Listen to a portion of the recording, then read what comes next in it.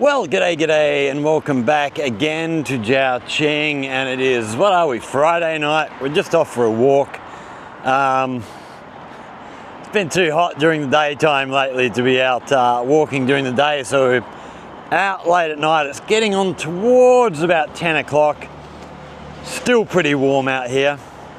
Yeah, it's either stinking hot during the day or it's bloody raining.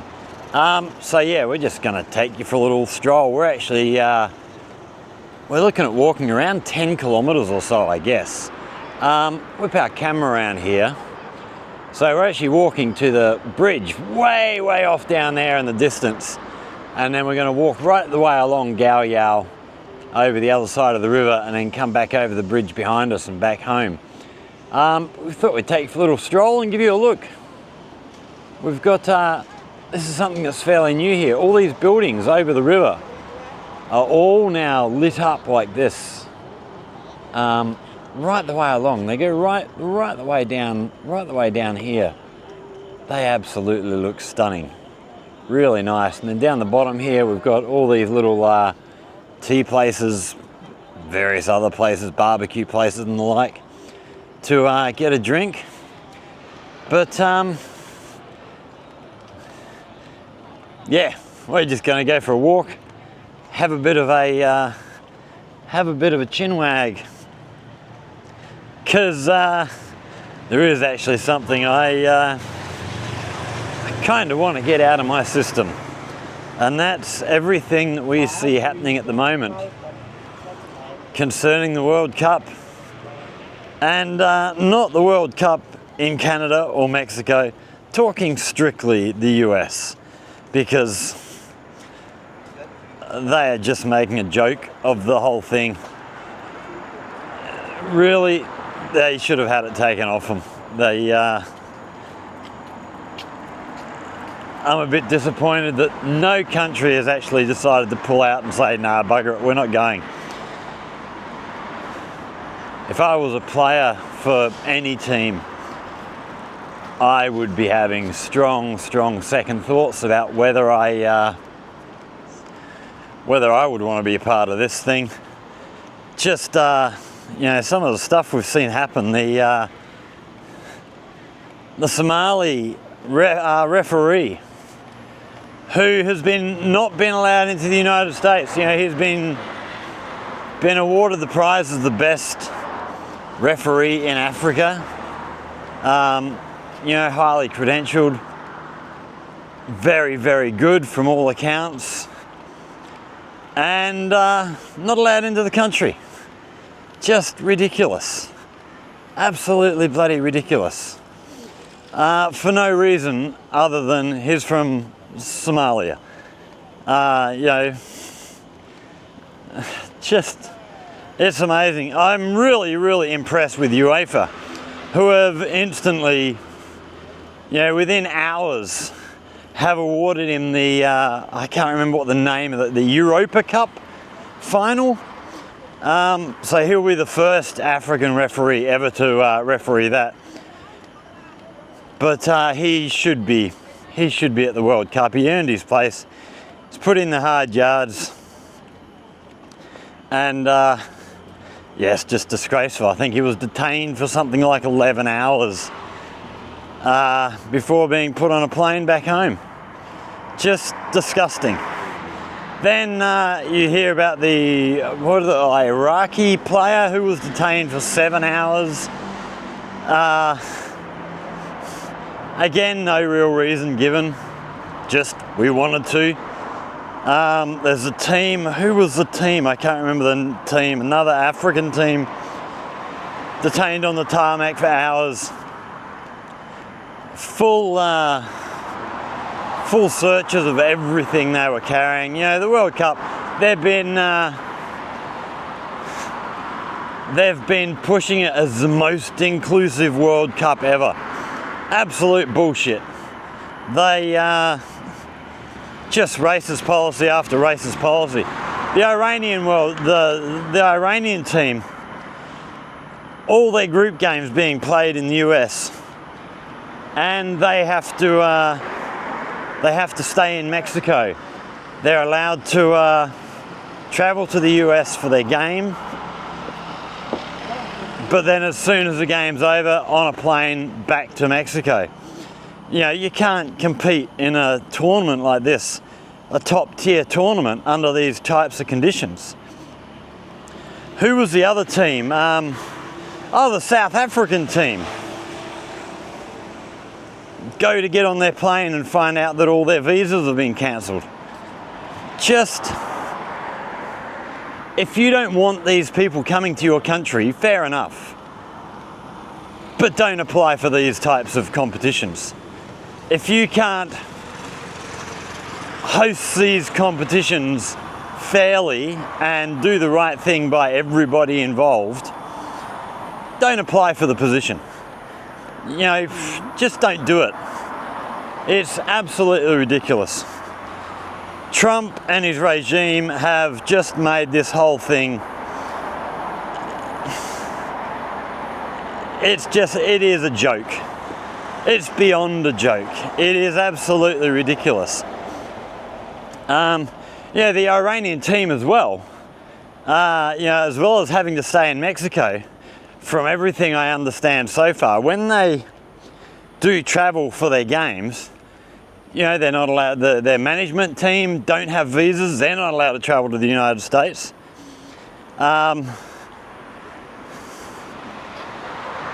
Just ridiculous. Foreign media who are there to report on the World Cup have been given visas into the United States, but they're not allowed to leave the United States to go to Canada or Mexico, where there are also games happening, and then come back to the United States. They have to stay in the United States. It is just ridiculous. And then all the stuff I've been seeing about, there were meant to be all these people, all this tourism coming into the United States. Well, from everything I've seen, it's just not happening. I've seen lots of hotel owners complaining about, no bookings. All that was promised is just not happening, because although the teams are still traveling, a lot of the fans aren't. A lot of the fans can't. Which is another absolute ridiculous thing. They had to buy tickets to be able to apply for visas, and totally overpriced tickets, ridiculously overpriced tickets, and then they find out they can't actually travel to see the game that they've bought a ticket for. And the ticket's non-refundable. They can't get their money back. I guess they can try reselling them, but no one in the United States has got enough money to be able to afford to go to these games. Ridiculously overpriced. I saw a comparison from, I think it was the 2018 World Cup. And it showed the ticket prices there compared to the ticket prices for 2026. The ticket prices are like 4 times more expensive than they were 8 years ago. And with all this stuff going on, which, is at the hands of the United States government, FIFA, the organisation that's been trying to tell us how inclusive these games are going to be, they've done nothing. Absolutely diddly squat to try and resolve any of these issues. I've heard absolutely nothing from them. The only thing we heard was whoever their head of FIFA is, I can't remember the guy's name. When he was asked about these things, all he had to say was, chill out.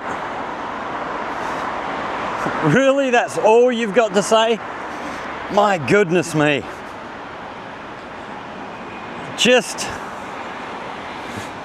just one corrupt regime patting the back of another corrupt regime. Somebody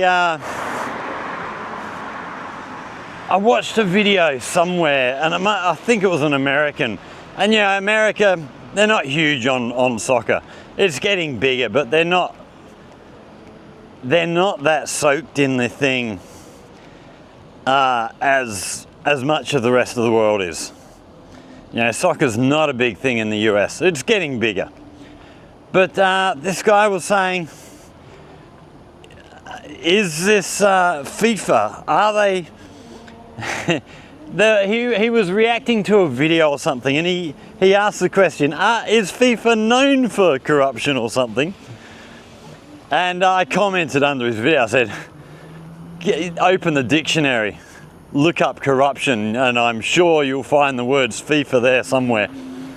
You know, they are the very definition of corruption, have been for years and years and years. So yeah, with this World Cup going on, I just I'm glad I'm a football fan. You know, I've mentioned before, you know, I've played for many years, right from back when I was a child. I've coached, I've been involved with you know,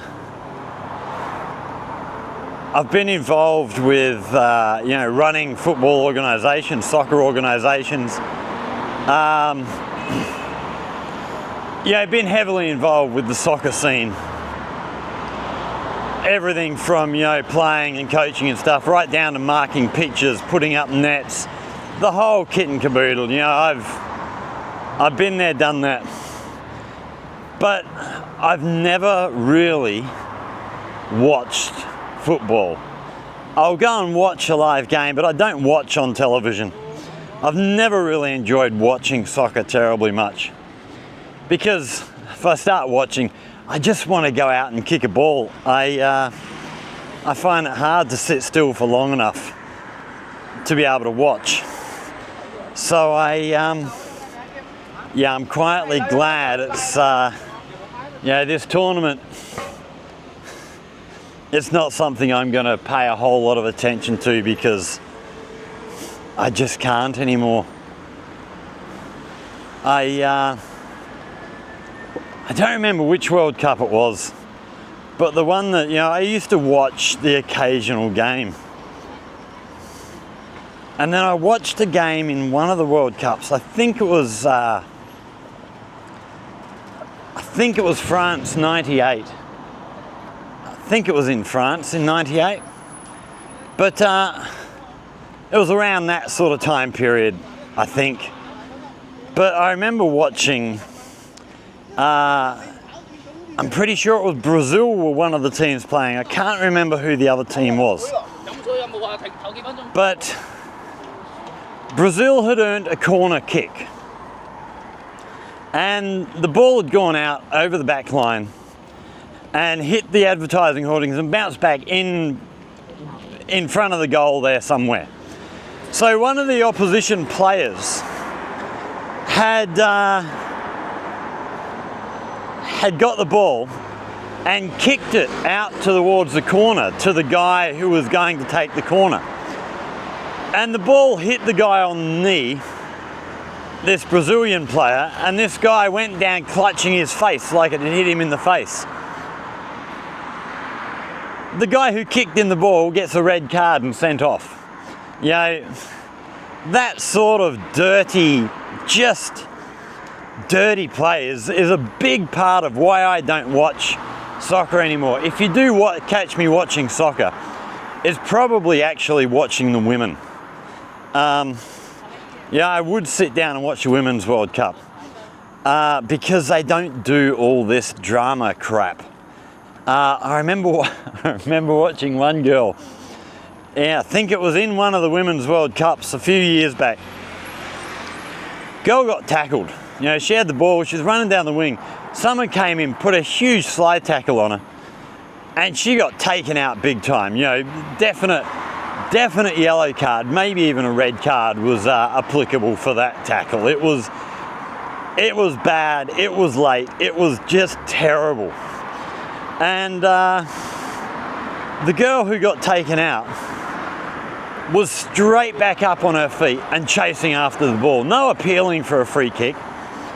she was just up and off. They had to, she got the ball and carried on. They had to call her back and say, no, take a free kick. You've got a free kick. Take your time. So, yeah, this upcoming World Cup, I think it's going to be a joke. If we look over the river here, we've just had all the lights on the buildings that we saw at the beginning have all just shut off. So it must be, what time is it now? It must be getting around 10 o'clock. Yeah, just gone 10 o'clock. So 10 o'clock, all them lights turn off. We've got the bridge up in front of us, the new bridge, which the lights there will probably be turning off. I think they go off about 10:15, 10:30, something like that. We'll keep an eye on that. But yeah, this World Cup is it's just not something I'm going to be. I'm not even going to follow it. Yeah, in previous World Cups, although I don't really like watching the games, I've still followed how each team's doing. And ever since all this stuff started happening, it's been going on for the last sort of month. There's been stories coming out, and I've lost any interest in watching the World Cup. Normally in the past, I don't watch the games, but I do, if they've got highlights of games on YouTube, I'll watch them, I'll follow the results, try and keep up with who's doing what and where everybody is. I'm not even going to bother doing that this year. I've just lost any interest. Like I say, if you're going to apply to host events like this, you can't behave this way. It is just ridiculous. We're constantly told how bad China is, and yet they hosted the Olympics. When was that? Was that 2008? And for how bad we're always told China is, none of this crap happened. They did an extraordinary job. They are the most welcoming place you could ever hope to bloody be. Yeah, it's just sad. It's sad for the players who are going to be forever associated with this.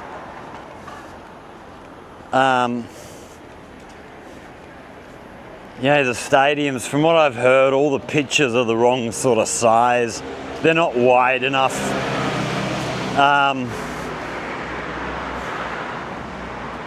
I don't know.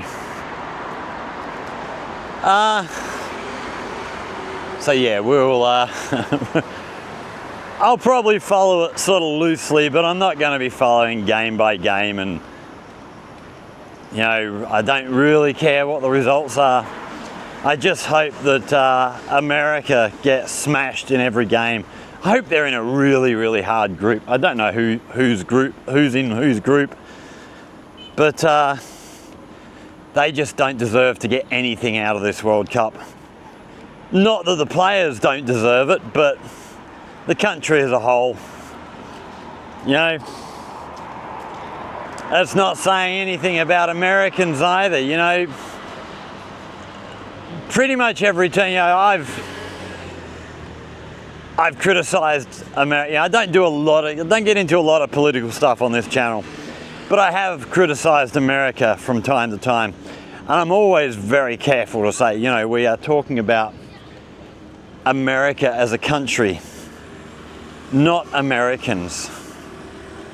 I've said many, many times, the American people deserve better. The American people aren't bad people. Sure, there's some idiots out there, but there's idiots in every country. The American people deserve better. And I criticised Trump for the running of this World Cup. But the Democrats are no better.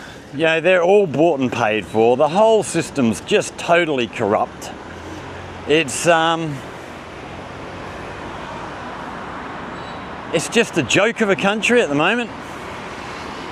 I don't think they realise how much the rest of the world is laughing at them. And you know, you look at what they're doing around the Middle East at the moment, just being Israel's little lapdog, doing what they're told, you know, attacking Iran. I don't think America ever really wanted to attack Iran. The majority of people in America seem to be against this war. But they've gone and done it anyway. You know, as always, it's the people who pay off the politicians, the military-industrial complex, which is pretty deeply embedded with Israel from all accounts. And the Israel lobby within America, they've got pretty deep pockets. And they're not afraid of throwing a bit of cash around by the sound of it.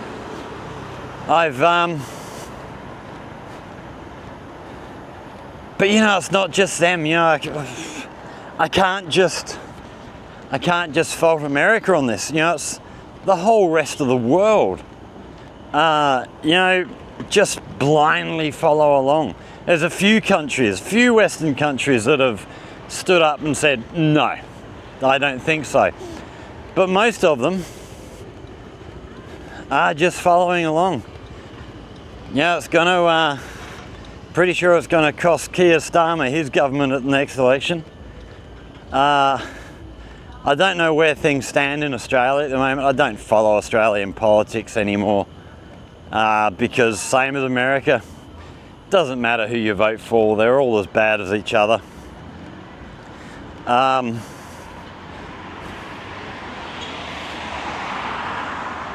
It's just ridiculous.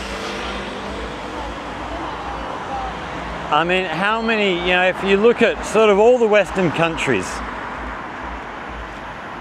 you know, Australia, Britain, Germany, France, Italy, you name them, you know, whichever countries you choose to include. What percentage of the politicians, regardless of whether they're left or right, are actually honest and actually represent the people who vote for them? I would be willing to wager that the percentage is vanishingly small around the world. It just appears to me, you know, from the bits and pieces I hear, that they just don't care about us anymore. Weaponizing all these crap social, moral issues for their own devious purposes. You know, whether you're talking the sort of mainstream right and left wings, you know, the Democrats, Republicans in America, Labor and Liberal in Australia, the Conservatives and Labor in Britain. But, you know, then you go to the extreme left, you know, the Greens or the, what's the mob in England that are on the right, the Reform Party or whatever they call themselves. In Australia, you know, One Nation or the Greens. In America, I don't even know that there is an extreme left anymore. I think they've just been, the progressives have just failed miserably. And then, you know, the MAGA movement on the right. They're all lying to us for their own selfish needs, for their own selfish gains. I would happily vote for a party that goes against my best interest if I thought the politicians within that party were actually honest. But I can't find any. There's none to be found anywhere. They're just, it's just a crazy situation. It's a crazy situation the world's finding itself in these days. It's,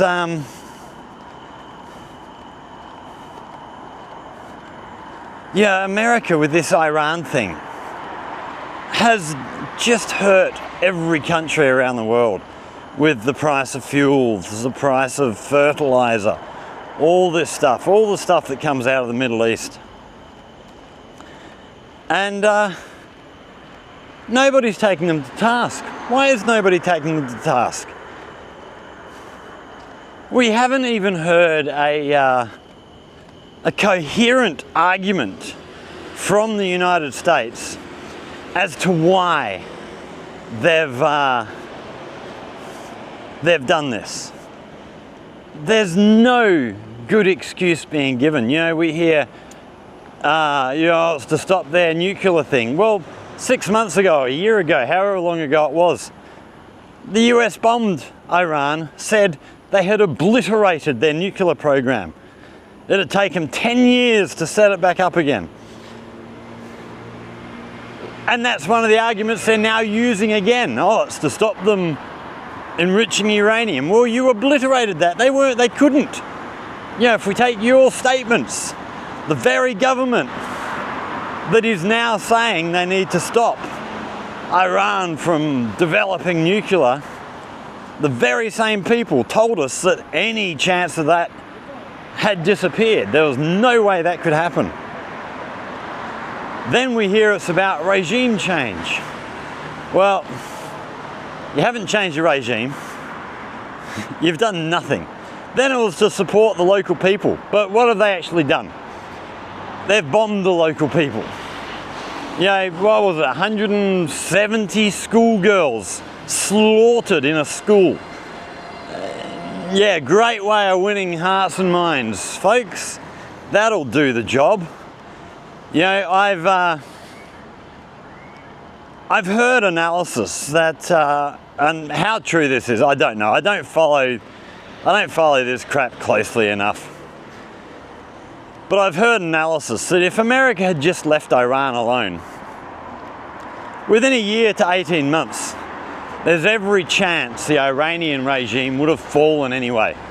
Because, you know, there were protests out against the government. There was stuff happening from all I've heard. You know, how true the reports I've heard are, I don't know. You know, I could be totally mistaken, but it's what you get for listening to the Western media, isn't it? But by attacking Iran, they've just forced the Iranian people to stand behind their government and say, you know, okay, we're united. We are not going to allow another country to dictate to us how we should be. You know, they've been through this. They went through this with the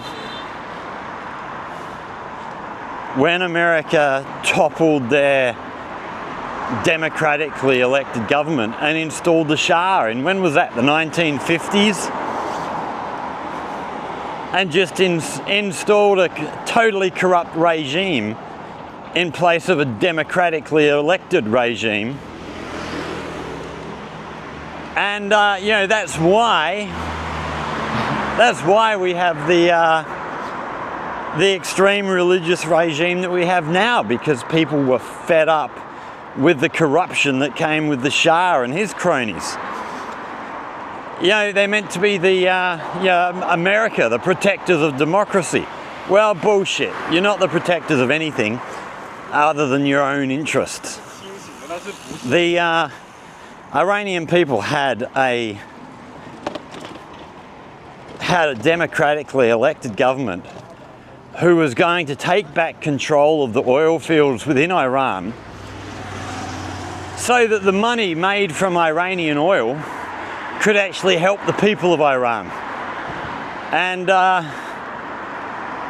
America just didn't like that idea very much, didn't want to see didn't want to see the people of Iran benefit. They wanted to see their big oil corporations benefiting from the oil. You know, that's why they overthrew that government. It's just, and it's a pattern, you know, we've seen it over and over and over with America. They constantly tell us how they are the protectors of democracy. Bullshit. As soon as a democracy wants to do something that America doesn't like, they're overthrown. Yeah, I've seen it through Latin and South America for dozens of years. It's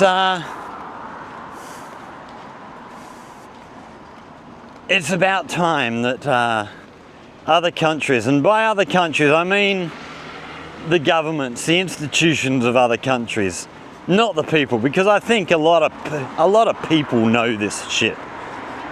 But it's time the institutions that run our countries actually started paying attention and actually started acting in a in the way that they should, because there's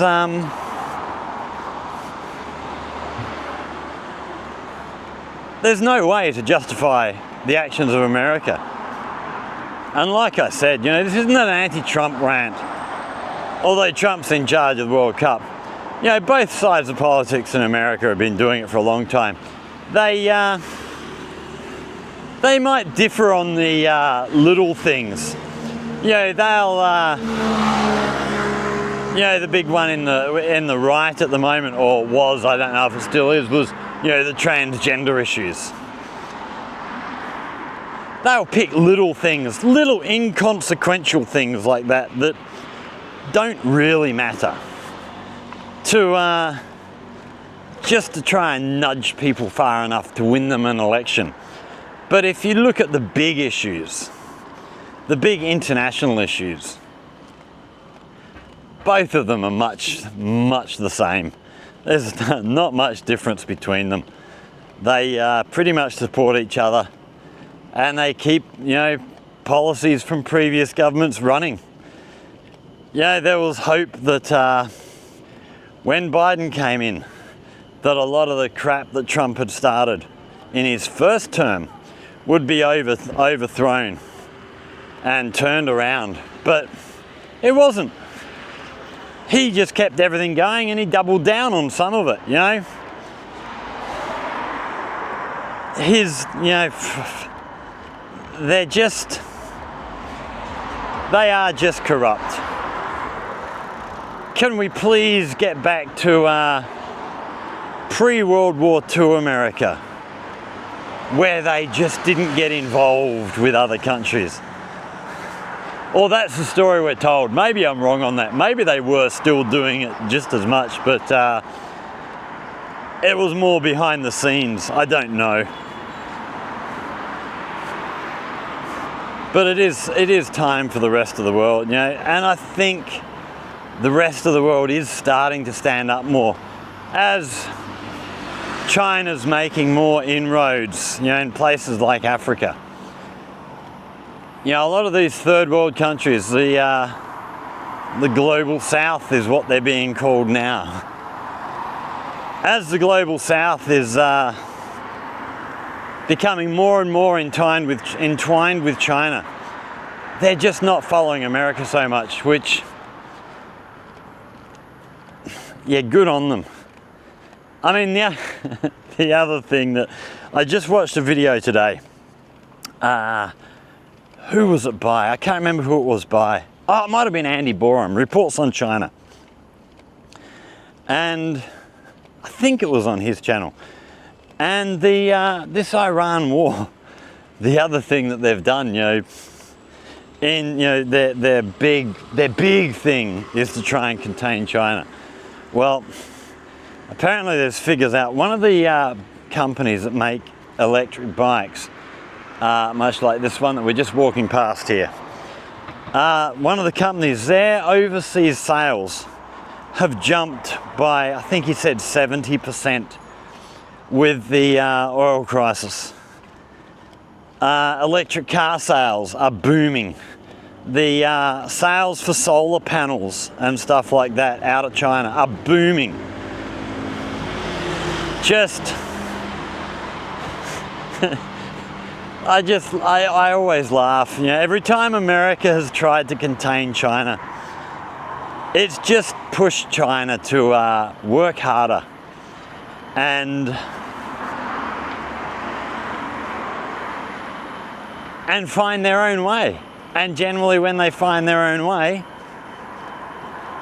everything's good. You know, they end up making more money and getting more power because America tried to hobble them. You know, you look at the Huawei thing. You know, they thought when Huawei was banned from America that, yeah, it would kill the company. Well, sorry, it didn't. Huawei here is just on the up and up. You know, they're still doing absolutely fantastic. Again, a lot of the global south using their products. Their technology is absolutely top rate. I would use a Huawei gear, except I'm a bit of a Xiaomi fanboy. When I bought my last phone, I was umming and ahhing. Oh, maybe I'll go to Huawei, but unless Xiaomi do something really bad to piss me off. Yeah, I don't generally leave companies, but I was very, very tempted. You look also at what America did with the chip ban, banning high-end microchips and stuff being sold to China. Well, China just went off and developed their own stuff, did their own thing, came up with their own ideas. And I won't say that they've caught up with America in terms of microchips and chip production. Actually, no, they're probably ahead in chip production. But in terms of, you know, your really, really small chips, yeah, they're not there yet, but it won't be long. You know, China will catch up pretty damn quick. But I mean, the other thing that people tend to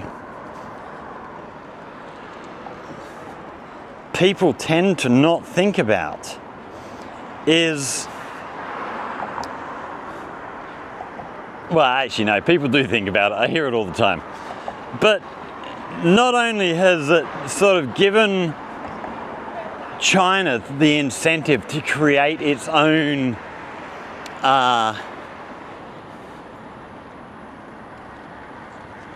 ecosystem for creating these chips, it's also killed American companies. You know, Nvidia, their biggest customer was China.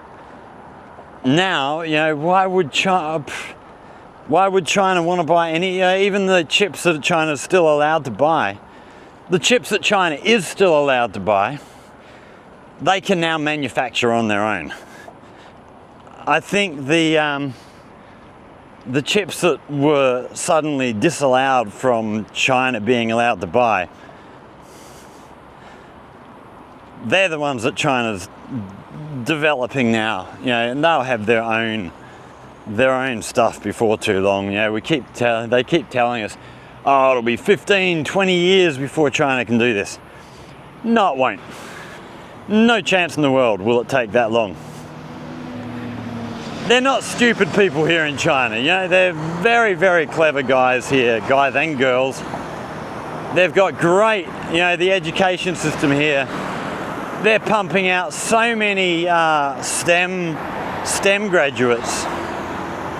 They're going to have no problem. How's that tower look behind us? Isn't that absolutely gorgeous? Absolutely sensational. I do love these kinds of things here. Right, we are now at the We're now at the bridge. So we're going to walk over the bridge, over to the other side, and then walk back along the river. I don't know how long I'm going to keep talking. I'm just out walking and figured it'd be nice to just have a chat. But yeah, the whole just. Oh, we've got a drone flying up over the bridge over there. You probably can't see that, but I can. Yeah, to the American people, get control of your politics. Get control of your politicians, because they're not doing you any favours whatsoever. If anything, they're just hurting you. And you know, like I say, it's not one side or the other. You know, I know that, well, maybe I'm wrong in this. Maybe it's just a perception that's not accurate. But it appears to me that a huge amount, oh, there's a little kitty cat down here. Hello there. Hello. Where you come from, hey? Yeah, it appears to me that a lot of Americans are very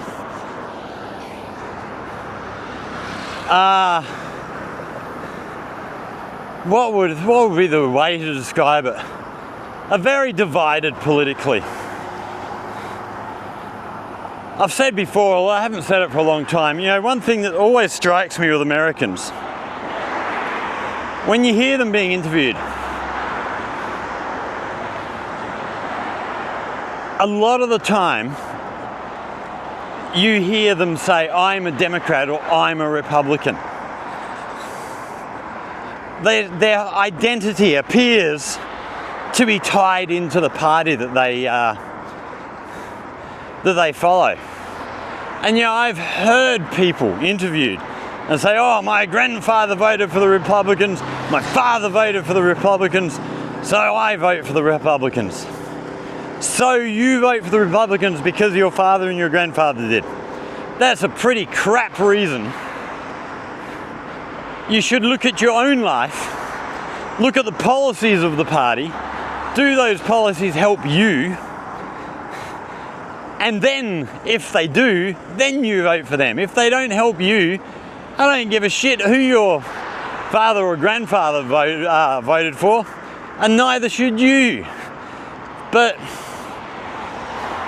the perception from outside is that Americans are totally tied to their party. Oh, there go the lights on the bridge. They've just turned them all off. So what's that time? That must be 10:30 they turn off, okay. Yeah, and maybe it's because most of what I see, you know, when I see Americans being interviewed, a lot of the times they are being interviewed about politics. So maybe that's why they identify. But then no, there's other programs I watch, such as The Atheist Experience, other shows like that are not really dealing with politics. They're dealing with religious beliefs and other issues. But you still get a lot of people ringing up, and part of their thing, part of their identity seems to be they're a Republican or they're a Democrat. I don't know people like that in Australia. You know, everybody in Australia that I know will say, you know, I voted Liberal in the last election, or I voted Labor in the last election. But they're telling you how they voted or how they're going to vote next time. They don't tie their identity to a party. That's just, it's very, very strange. just the more I hear about America, the stranger it becomes to me. Just such a weird, different mindset to me.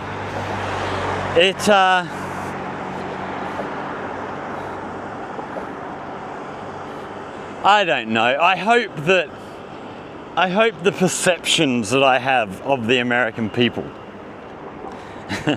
are the minority. They must be the minority. It can't be that bad, surely. But that's the way it comes across, you know. It's like the gun thing, you know. You hear all these stories of the numbers of gun murders and stuff in the US, which are phenomenally huge. But surely it can't be that bad. But then, Chinese friend of mine here, used to work in my school. He went over to New Orleans, I don't know, 7 or 8 years ago for a conference. And where he was staying, he was told, do not leave the house after like 6 o'clock. Oh wow, what's going on over here? Oh no, it's just stopped. So we've got a new footbridge being built over here. We just saw a stack of sparks falling down from, I imagine they're doing some work on it, I guess.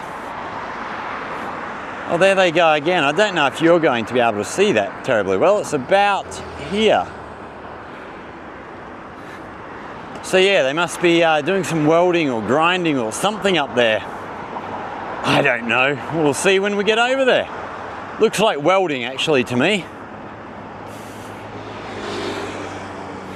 Because it's really, really bright.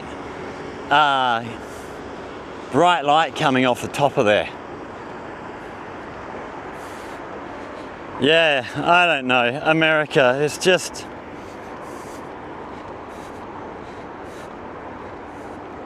I need to, yeah, I've got a few American friends here. Or maybe friends is too strong a word. I got one good American friend here. Maybe I need to sit down and talk to him, and I know a couple of other Americans who live around Zhaoqing. Maybe I need to go and sit down with some of these people and have a chat and find out what things are really like. But even then, is it really showing me what things are really like? When you ask what are things really like in America, I guess you really have to, the first question that you should be asked back is, what are things really like where? You know, 50 states, and from what I hear, all the states are really different. Which brings up another one I heard. Now, which state was it? Was it Kentucky? Recently had a vote to make the minimum age a person can get married 18. Which, for me, perfectly reasonable. That sounds like a good thing to do. I don't think you should be getting married before you are at least 18. This is probably another of those states, I don't know if it's nationwide in America or state by state, it's probably another of those states that don't allow you to drink alcohol until you're 21. But 18 to get married was what they were voting on. And I heard 18 Republican politicians voted against it. They did not want to put a lower limit on the age that you can get married in whatever state it was. I think it was Kentucky, I could be wrong. But 18 politicians voted voted to allow child marriage because I'm pretty sure in America the legal age of becoming an adult is 18, regardless of which state you're in. You know, you can't allow people to get married if they're not an adult. If they're not an adult, that is child marriage.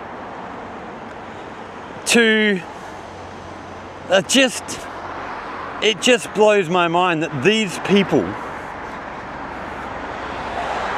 these are the kinds of people we allow to represent us. It's just bizarre. I mean, I don't think you should be allowed to get married at 18. I think that's too young. Really, I actually like China's. I think you have to be, what is it, 20 for females, 22 for males to get married in China? That sounds a bit more reasonable. You've at least had a chance to, you know, finish college before you're getting married. But I guess, I don't know. Yeah, a lot of these people, you know, in a country that has the, big part of their Declaration of Independence or their Constitution or whatever it is, Constitution, I think, is very specific about the separation of church and state. And yet they're using religious arguments to support keeping laws that allow child marriage. You know, I don't know what the age is in that state, whichever state it is. But if it's 16 or 15, if you can get married at that age, you should be able to drink, you should be able to drive a car, you should be able to do everything. If you're old enough to be married, you should be old enough to do whatever else you want to do. It's a big gripe I have with America and the age of drinking being 21. Which is a bit of a gripe that I do have with China as well.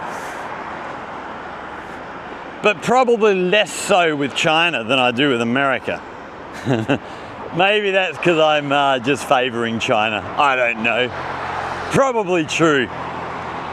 If someone wants to accuse me of that, well, fair enough. I'll wear that. But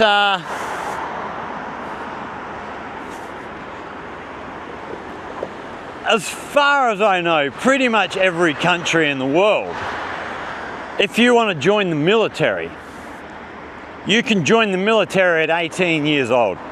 And you can be sent away to fight for your country and to die for your country at 18 years of age. If you're old enough to be sent away to die for your country, you're old enough to have a beer, you're old enough to get married, you're old enough to vote, you're old enough to do anything you want to do. There's, if you can, America, if you can't have a drink until you're 21, you should not be allowed to join the military and go and die for your country until you are 21. Same with China, you know, if you can't get married until you're 22, then you shouldn't be joining the military and being allowed to be sent off. You know, maybe allow them to join the military, but you can't be sent overseas. The reason I would say I have less of a problem with China doing this is that China's generally not, they're not sending their military to go and die on foreign soil. Unlike America, who just seems like every other week there's another country being invaded.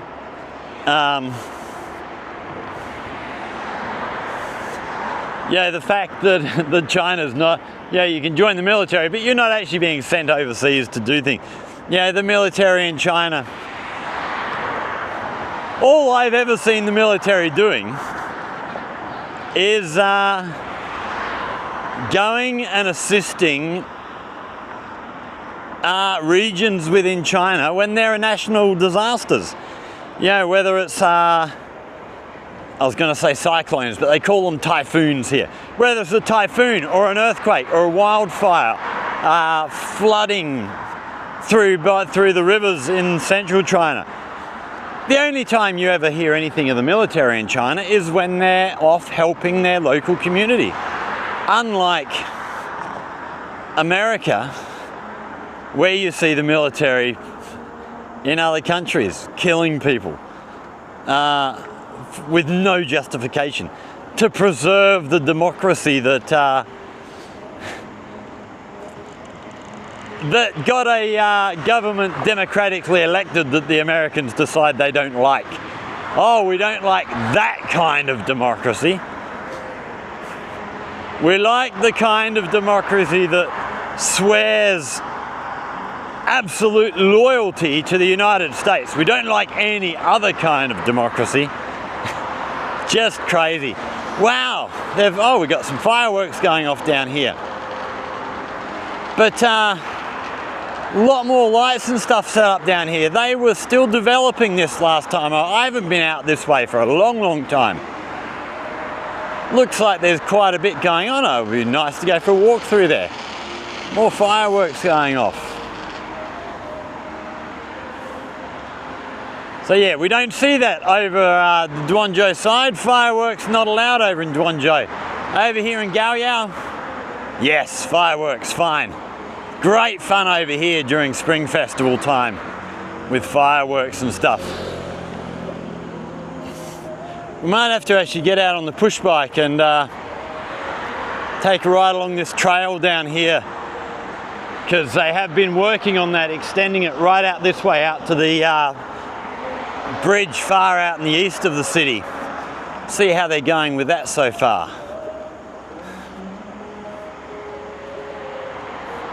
Wow, it's looking really good. Looks really nice. Looks like there might even be a decent crowd of people down here as well.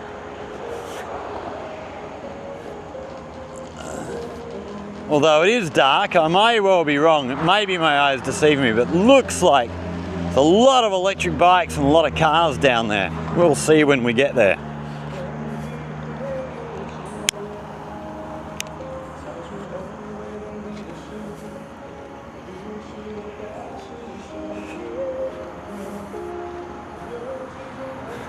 I don't get over here nearly often enough. It is just such a great city to hang out in. If you're coming to China, if you're planning a trip, coming for a holiday, if you're in Guangdong, Guangzhou or Shenzhen, get over here for a few days. Come and spend a few days in Zhaoqing. There is some really, really nice spots to see. And people here are great. Yeah, I always find when I go to Guangzhou or Shenzhen, people aren't as friendly. And it's not that they're less friendly, it's just that they are, coming to these places as a foreigner. People in those places are more used to seeing foreigners. There's so many foreigners live there, where if you come somewhere like this, people just don't expect it. It's so you just get treated really well. Look at this down here. That looks really good, that stage they've got set up there. So nice. It's the shop's called Coffee Alcohol. So I guess you can get a coffee or you can get a beer. Well, there's quite a few people sat down there too. We'll have a look once we get down there.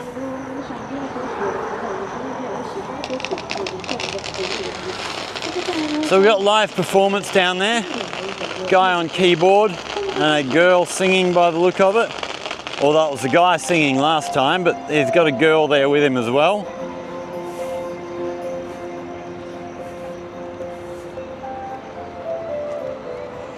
Hopefully their music doesn't give me a YouTube copyright strike.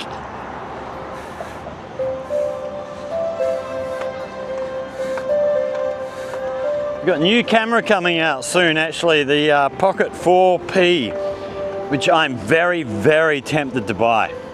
That, I believe, is being released on the 18th of June. Which actually, by the time we actually get this up, we may well have passed that. But I'm going to be watching a lot of videos comparing that and the Insta360 Luna to decide which one I'm going to actually buy, because I am going to be upgrading this to one that has a decent zoom lens. So yeah, the Pocket 3, we can sort of zoom in 2 times, but that's a digital zoom, whereas the both the Luna and the,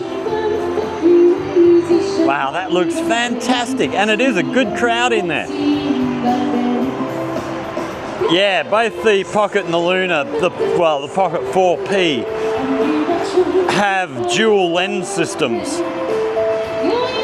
So it sounds like they're both going to have a 3 times zoom lens, and then they've got, you can go up to 6 times lossless zoom, and then the digital zoom up to 12 times. So really it's going to come down to picture quality, low light and all that sort of stuff as to which one we're going to be buying.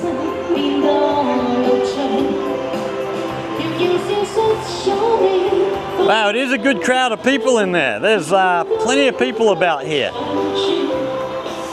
which is, you know, why they've built this area. You know, there was not really anything here a year ago.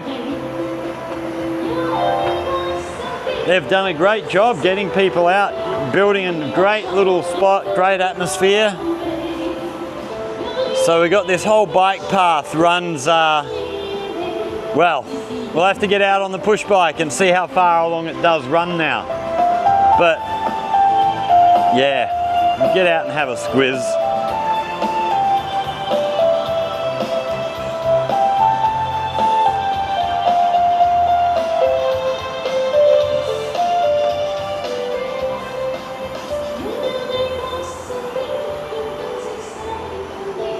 Oh, and here we are, down to ground level.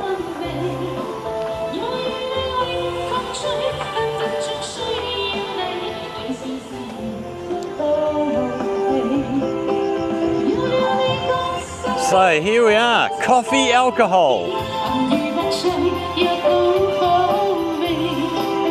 Wow, and there is plenty of people. The place is fairly well packed, actually. It looks really, really good. Lots of people, lots of families, quite a few people with children and stuff in there. Really good to see.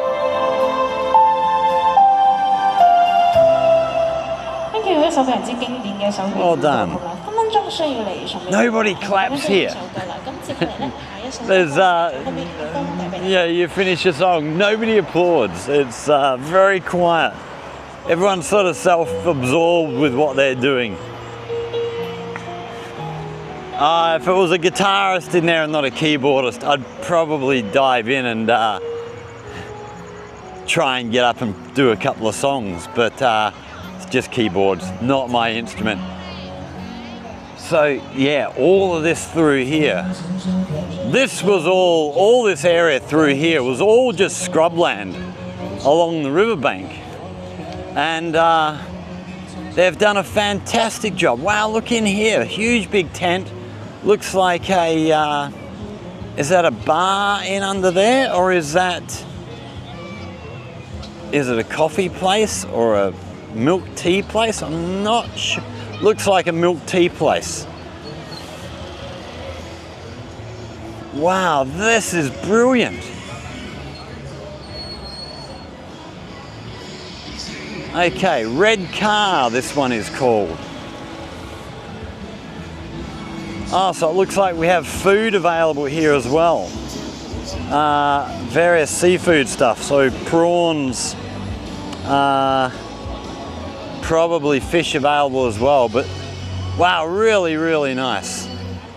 That is sensational. What is this person doing stopping in the middle of the road? Can't find somewhere to park. You can't find anywhere to park. The place is too bloody full. So we've actually got a enclosed structure over the back here as well. Wow, it's really good. They have done such a fantastic job here. All right, we're going to get down behind this building. So this looks like the food prep area, kitchen area.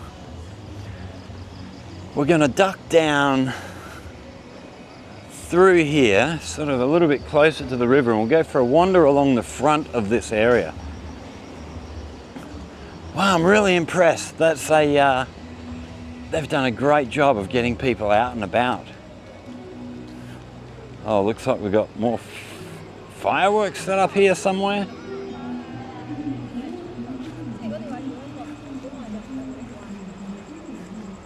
Oh, I think this is where the okay, these ones have been set off. Looks like they might have more fireworks down the bottom here. No, they're packing up, taking them home. So they've finished that for the time being. So duck around to our left down this way. We'll go and have a look at what's going on around here. So there's quite a few restaurants up along here now. I think there were always quite a few restaurants, but they've all sort of been done up, painted up, made to look better.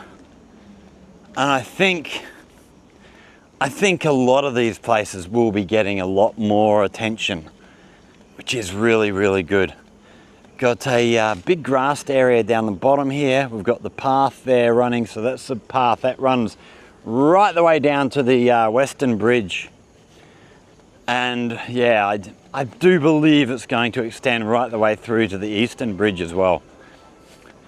So another little coffee place up here. Can't really see it, it's too dark, but all these buildings have been painted up, all different colours. Yeah, we'll go down the bottom way. They have done a great job. Really, really good. So if you've seen the videos back that we've done with Golden Elephant Mountain and all the stuff they've done up there, which I've got to get back up there and do a complete video now that things are almost complete up there. Give you a look around there, but I believe it's the same sort of company that's done this area here. And also, what's the village called down the far end, the other end of the city? I can't remember. Oh, so we've got people sat down here. Looks like they've got barbecue stuff and whatnot set up. Oh, in fact, this nearest table here, that drone that we saw, well, I saw, you probably didn't see it in the camera. I think that's the guy down here who's got the drone there. He would have been who was up flying earlier. All the trees up here lit up, absolutely gorgeous. They look beautiful. And we've got another walkway up, one level up here on our left. And then all the shops up the top there, all sort of coffee shops, restaurants, all that kind of thing. They've done such a great job. And then lots of these big stones, you know, stone table and stone seating right the way along here as well. Got quite a few of them. It's really, really good. So, okay, right up in front of us here is the new bridge that is being set up, which I do believe is going to be just a footbridge. It's not going to be for cars or anything. Probably foot and bikes. I imagine you'll be able to ride your electric bike over there, but certainly not cars, not motorbikes. Okay, so yeah, the welding that's going on up there, looks like, I don't know if you can see that, I don't know how well it's going to pick up that in the darkness, but looks like a really big arch going right the way across the the mouth of the Sing Sing River there.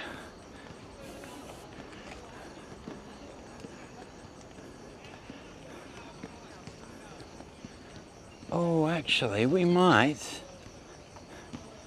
Okay, we're going to actually duck up to the top level up here because it does look like they have the actual floor of the bridge put in, which they didn't have last time I was here. So we might be able to get a look at exactly what this bridge is going to be.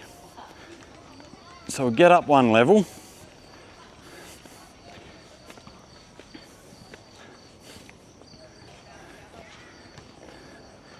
Oh, can we get through here, or is it all closed off? So the bridge is in front of us. I don't know that we're actually going to be able to, we're not going to be able to. They've closed everything off. It's all fenced off up here.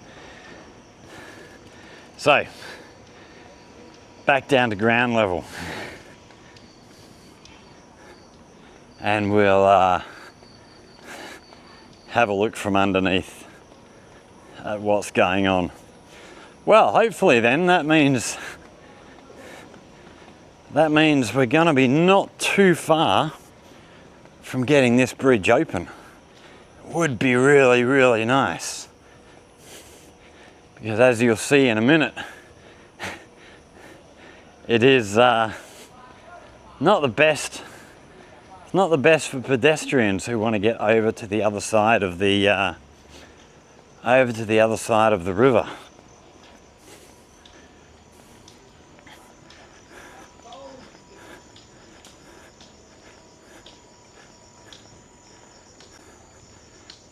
So they've fenced this off, but we'll jump up and we can have a bit of a look here at what they've got so far. So yeah, whole nother section heading up here. I'll have to come back through daytime and have a look so we can actually give you a good look at that. But wow, it looks really good. Really looking forward to that opening up. So all the steps here painted up in different colours, and all the buildings are painted in these same colours. All the buildings down along the riverfront here. It looks bloody fantastic. They've done such a great job here. Here and down the other. We'll have to get down to the other village at the other end as well. Have a look back through there again. See how things are going. We've actually I was just had a meeting. We went and had a coffee with a couple of folks from the sort of foreign affairs, the Jiaoqing's foreign affairs department. Which I've done a bit of stuff with them. You know, they've invited me to different events over the last few years. But they want me to help sort of do some stuff to help promote Jiaoqing. Not so much for foreigners, for Chinese, put on Chinese social media. And there we go, there's that arch. We can get quite a good look at it there actually. Wow, that's that looks pretty cool. In fact, it looks very cool. That's going to be a marvellous bridge once I get it done.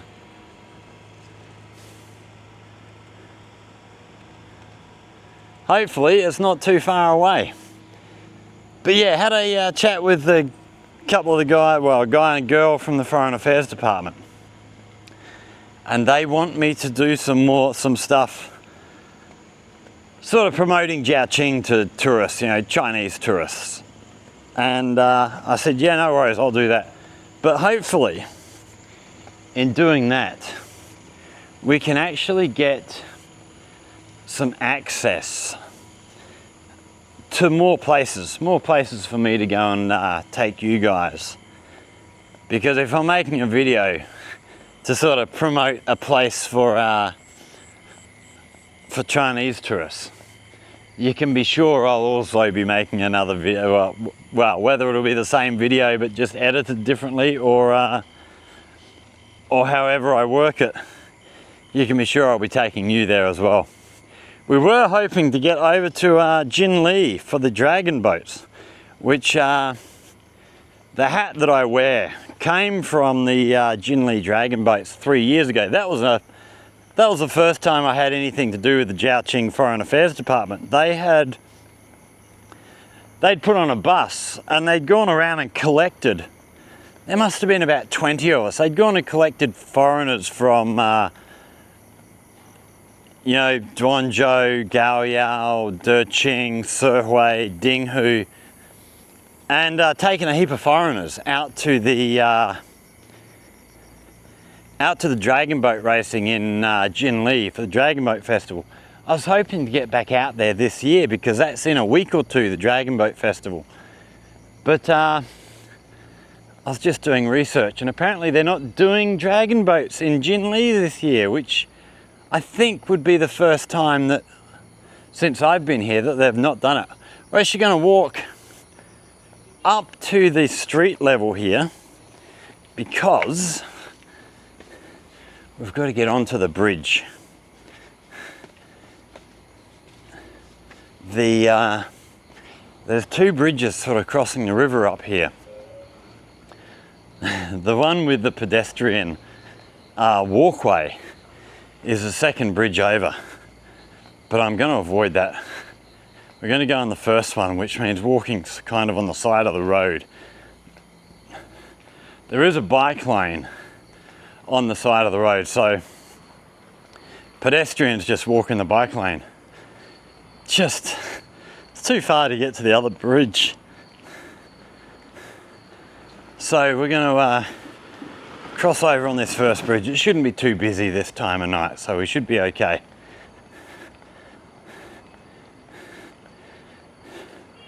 This is a great little village area to come and walk through, come and have a bit of an explore if you're in the area.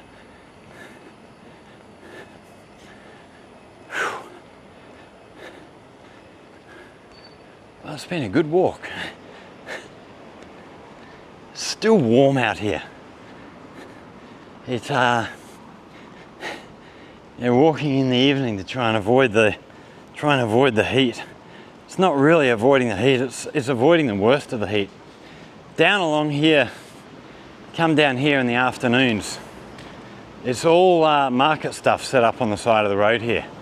You come and buy fresh veggies, a lot of fish. This area, this village is kind of well known for its fishing. Now we should, I think,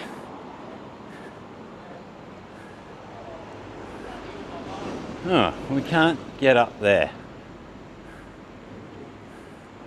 Or can we? No. Not wearing thongs anyway, or flip-flops.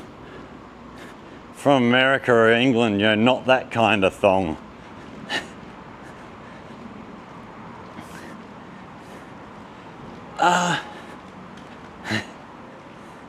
So what is how is the temperature right now? It is, pull out my weather app. Where are we? Weather, there you are.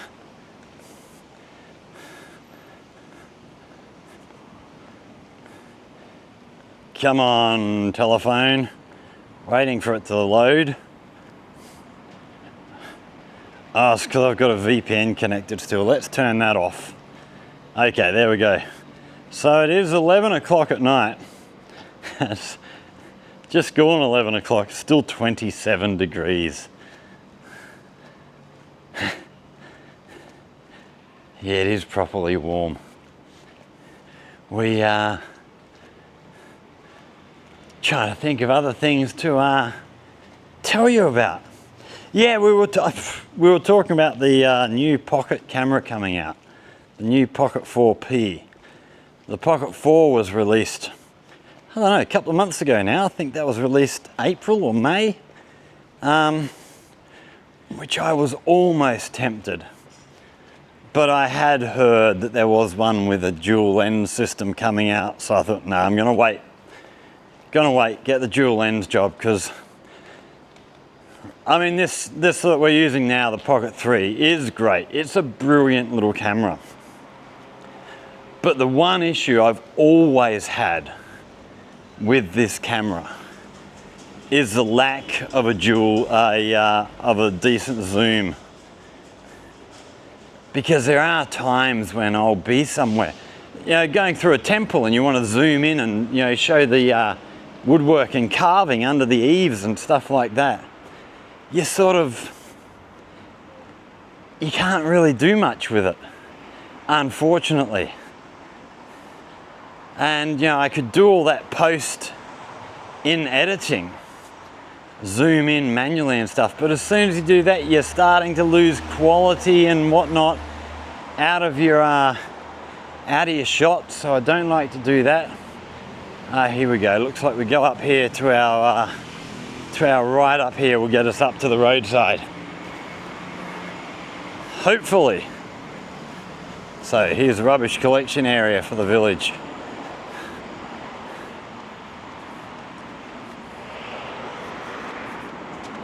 Hey!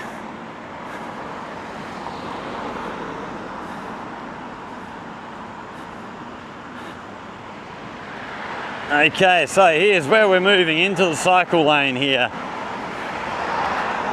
And we'll just try and work our way across this bridge as quickly as we can.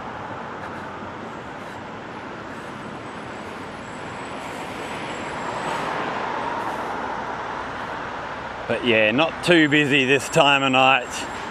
Things quietening down.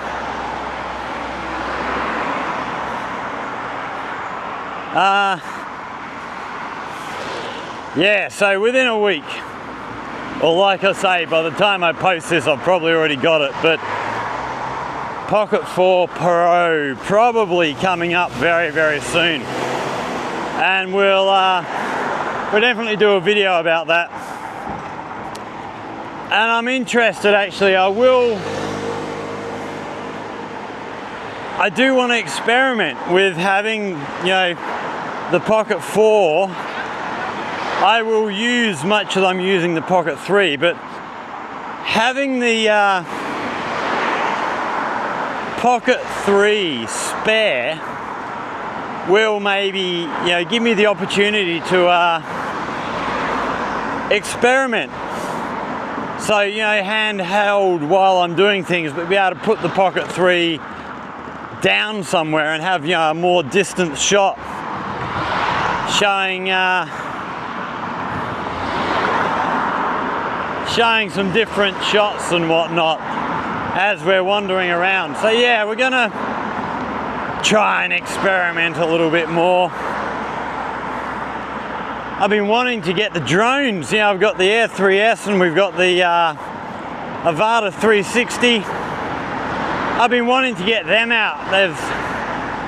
I've got a few videos I want to go and do using those drones, just to get some interesting shots. But the way the weather's been, you know, we have had quite a lot of rain. You know, afternoon thunderstorms that come, you know, when it's hot. You get those thunderstorms in the afternoon, so just haven't really been able to get out and fly. And we've been busy as well. Been busy at school with classes. So we're almost done with that. I've got, what do we got? 4 more classes before the semester ends and we're into summer holiday. I was talking with an old student of mine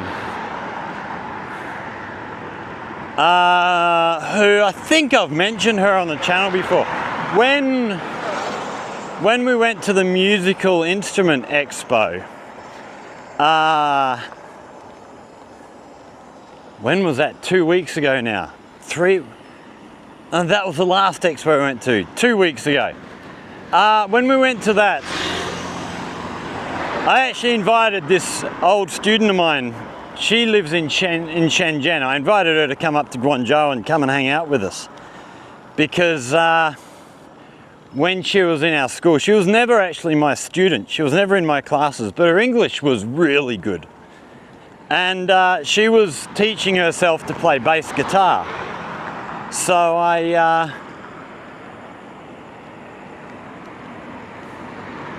so we used to catch up all the time, you know, every week when I was out at school. We'd catch up, sit down, play music at least one night every week. And so I invited her to come to Guangzhou.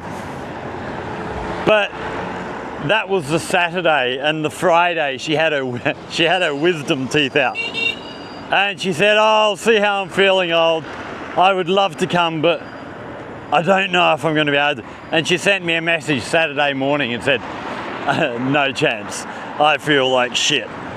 So we never got to catch up, but I spoke to her afterwards, and she was telling me her parents have just opened a homestay in a place called Dali, which is quite a popular tourist spot. Really beautiful little spot from everything I've ever seen. I've actually wanted to get to Dali for a long time. We were going to have a it was called a flow fest, but like juggling and sort of circus arts kind of festival in Dali back in, I think it was in about March of 2020. And of course COVID happened and the whole thing had to get cancelled, so we never got there. But I've been wanting to get there ever since, because I had a look at some stuff about Dali when we were planning on going there, and the place just looks amazing. So yeah, this old student friend of mine, her parents had just opened a homestay there. So I said, well, look, I'll go over there and stay there, and I'll do a video and give them some free publicity of their accommodation and stuff. And my student had been over there. She'd actually helped decorate the place and stuff, get the place set up. So yeah, and hopefully she's going to come over with us. We're going to try and get over there in the summer vacation. We're going to try and go. So my last class is June 24th, and we might try and get over there within a day or two after my last class, so that come July, it's going to get really busy and prices are going to go up there and stuff. So we're going to try and beat the sort of holiday crowd. Once we get into, I think the second week of July is sort of the official start of the summer holidays. So we're going to try and get there before then. And we're going to hang out with her for a few days. She'll be my little tour guide, translator. And yeah, we'll hang out, have a good time, bring some musical instruments and play some music and catch up, because it's been way too long. I caught up with another of my old students when we were in Foshan for the Gaelic Games. One of the students from my very first class, way back when I first came here. She was in basically the first class I taught. And I went and caught up with her. It was really good to catch up with her. I finally got to meet, she'd had a boyfriend ever since high school. So she'd been with this guy for ages. I finally got to meet her boyfriend, who's now her husband. They've got their first child, who's a couple of years old now. She invited me over there to go and meet her child when he was first born, and life was just, hello, how are you? Life was just too busy. We never managed to get over there. So it was good to finally go up and meet her kid and stuff. He was incredibly shy to start with, but eventually warmed up to me. Good kid. Yeah, and she was a great student. She was really good value when she was in school. We had her and two of her friends. She's Yulia. And two of the other students in her class, Annie and Bill. We used to hang out all the time. You know, we'd go out to restaurants, we'd go to shopping centres, we'd go to parks. You know, we used to at least once a week we'd go and do something together. And so yeah, because they just wanted any chance they could get to practice their English. So we used to hang out all the time. They were really, really good students. I've got to try and catch up with Bill as well. He's over in Shantou. His father is actually a fisherman. He runs a fishing boat. You know, he goes out, not just like here where they're just in the river. He's out there on the ocean, heading out to the ocean, going out for the day fishing. So we actually got to get over there, and I want to go and spend a day just out in the boat. I'm not much into fishing, but just go and hang out on a boat for the night. Okay, big town square up ahead of us, and lots more tables and stuff set out here. Heaps of stuff. All the little electric cars and things you can hire for the kids. It's another great little area. Bit quiet now, but still quiet, you know, for how we're going now for time. We are 20 past 11. There is still quite a good crowd around. Look at all these little electric buggies here to kids can hire and run around in. There's only a couple of them out at the moment, but it is a bit late.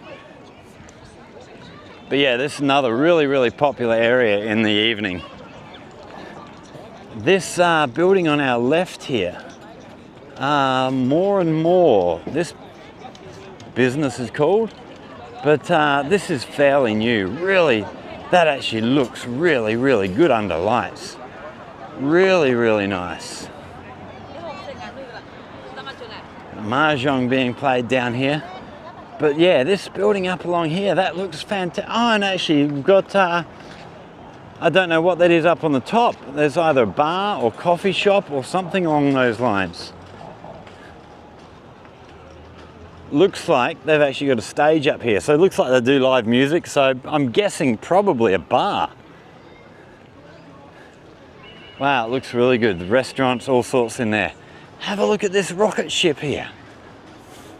I haven't seen this one before. Actually, this all looks fairly new. They've had kids stuff down here before, but the kids stuff always used to be over here. Big blow up, like bouncy castles and stuff. But we've got little go-kart track, some other kinds of rides around here.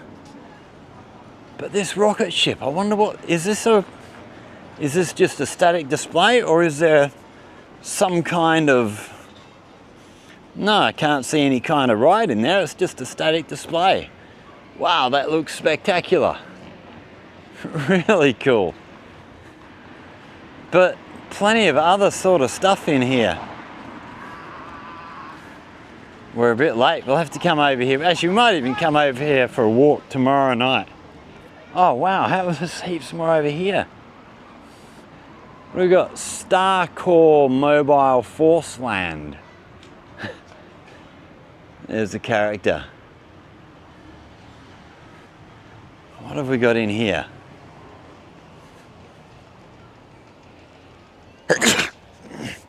It's almost like almost like the teacup ride. I imagine these spin around as it travels around. I don't know. But then, little roller. Wow, this looks really good. We'll have to get down here earlier when all this stuff is operating and it's all lit up. We might try and get back over. We might even come over here for dinner tomorrow night, and then have dinner over in Gaoyao somewhere, and then come for a walk out here and have a look at this stuff. Little Ferris wheel. Not a Ferris wheel, what do they call it? Carousel. And then, what do we got in the middle here?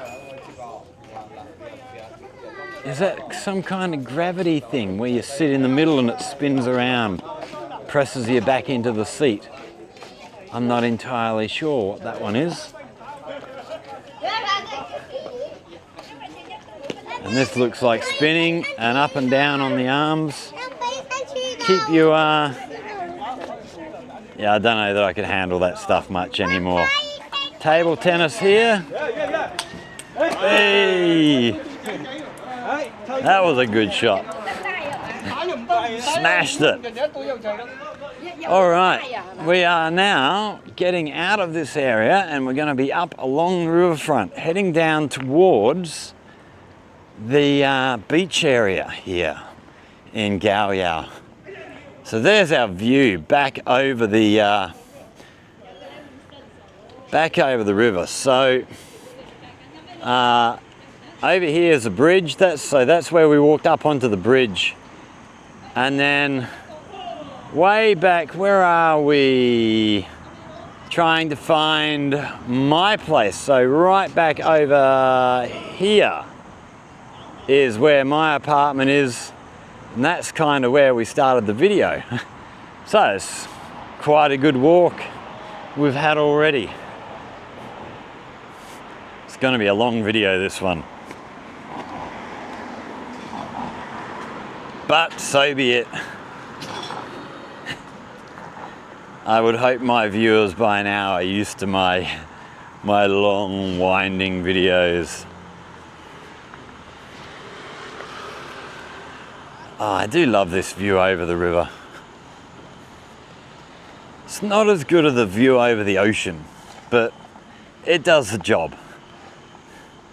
I do miss, it's one of the few things I miss here, is just being able to go sit and watch the ocean. I wasn't really one much for getting in the ocean. I didn't get in the ocean much back in Australia, not since I was a little kid. I used to do it quite a bit, you know, a lot when I was young, but as I got older, I did that less and less and less. But I still used to like going and sitting down by the water and just watching the ocean.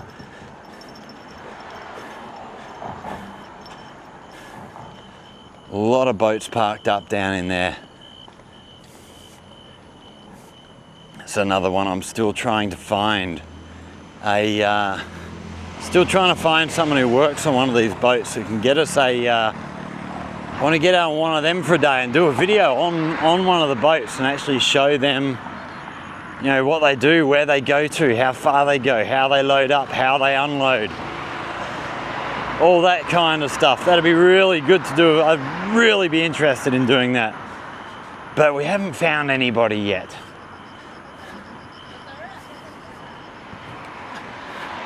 Of course, lots of these little areas here sticking out where you can go out and check out the views. We won't stop at that one. We'll keep on going. So all those lights that we saw back at the beginning of the video, all these buildings here all lit up. I don't know, because they're all coordinated. Like, as you look right the way along the riverfront, all the buildings, which would be,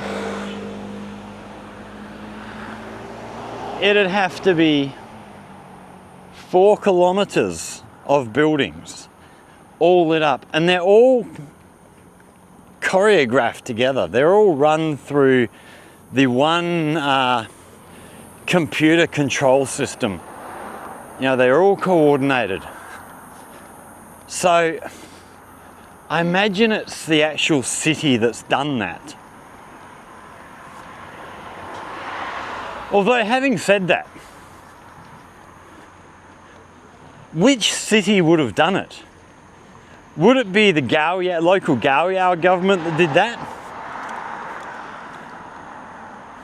Or would it be the Duanzhou government over the other side that did it? Because really, the people on the Duanzhou side are the people who are getting the benefit, having the wonderful view. I imagine over this side, you know, you'd be able to watch one building, but you're not going to be able to see that whole length of the riverbank lit up like that. So I wonder if that was actually I'll have to dig into that. I'm going to ask some people. I'm going to find out. That'd be interesting.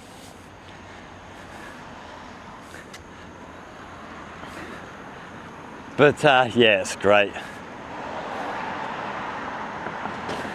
It's one thing that we might actually see more of, because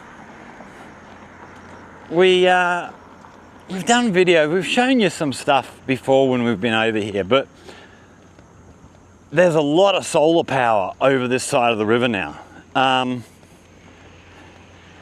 a lot of the car parks have now got roofing over the car parks, and the roofing is solar panels. As you get out the back of Gaoyao here, sort of get 5 kilometers, 10 kilometers out the back, there's lots of fish breeding ponds. And over the fish breeding ponds, they've put roofs, and all the roofs are solar panels. So they're not just putting up solar panels, they're actually putting up solar panels where they can have a secondary benefit. And so as more solar comes online, I hope we're going to see more of that lighting sort of stuff happen. You know, I hear people, you know, you occasionally hear people say, oh, what's the bloody point, it just costs money. Yeah, it costs money to install, but once you've got the sort of renewable energy, solar panels and stuff in place, I hope they do more of it. Because yeah, it costs to install, but it's not going to cost bugger all to keep it going. And it is great. You can't, you know, you've got to have some of that kind of stuff in your life, or what is life worth living if it's just horrible greyness everywhere? Yeah, it'll be interesting. The yeah, I was talking before, they I can't remember the number Andy quoted, you know, with this Iran thing, the solar panels, I think he said there'd been something like, I can't even remember. I was thinking 1.8 billion solar panels ordered or delivered or something, but that sounds too big. Maybe it was 1.4 million, 1.8 million. But that doesn't sound that big for an international market. I don't know, I can't remember. But they're certainly doing a lot more of that stuff here, which is great. It's yeah, a lot of people complain, you know, a lot of industry in the West complain about China because the government subsidizes a lot of industries. Well, yeah, they subsidize a lot of growing industries. You know, there was huge tax benefits for buying an electric car here in China. You know, you saved a lot of money. Those tax credits, I think, have finished now. So electric cars are going to cost more. But they did that to help the local population, help the population transition, help the companies get themselves set up, which I have no problem with. You know, it's not like we don't do exactly the same thing in the West. Problem with in the West, it's all companies that are just doing it for greed. You know, they don't need the leg up. You know, it's big. You know, some of the biggest companies in the world get the biggest benefits from governments. You know, the oil companies, the tech companies. They don't need the leg up. You know, China's, when they get involved in helping an industry, it's generally an industry that is a startup, and they want to give them a push, they want to give them a boost, get them up to a level where they can stand on their own 2 feet. And I think that's fantastic. They're doing it it's not so much to help the company, it's to help the people in the country be able to get involved with this stuff. Which, I hope they, I know they are because I've seen it, but the wind farms out in the ocean, when we went down to Yangjiang, I think it was, we took the twins from Guangxi province because they did really well in school. As a reward, I went with a friend. She was taking them down to these holiday islands, and I went along with them. And to see, they had all these ships heading out to this huge big wind farm out in the middle of the ocean that was under construction. Just astonishing. And then all the solar panels I mentioned that are being installed around Gaoyao. I hope they keep pushing all this stuff. Just keep the electricity getting cheaper and cheaper. I know people like to complain about anything that's green, but for God's sake, seriously, we do need to change our ways. And not even, I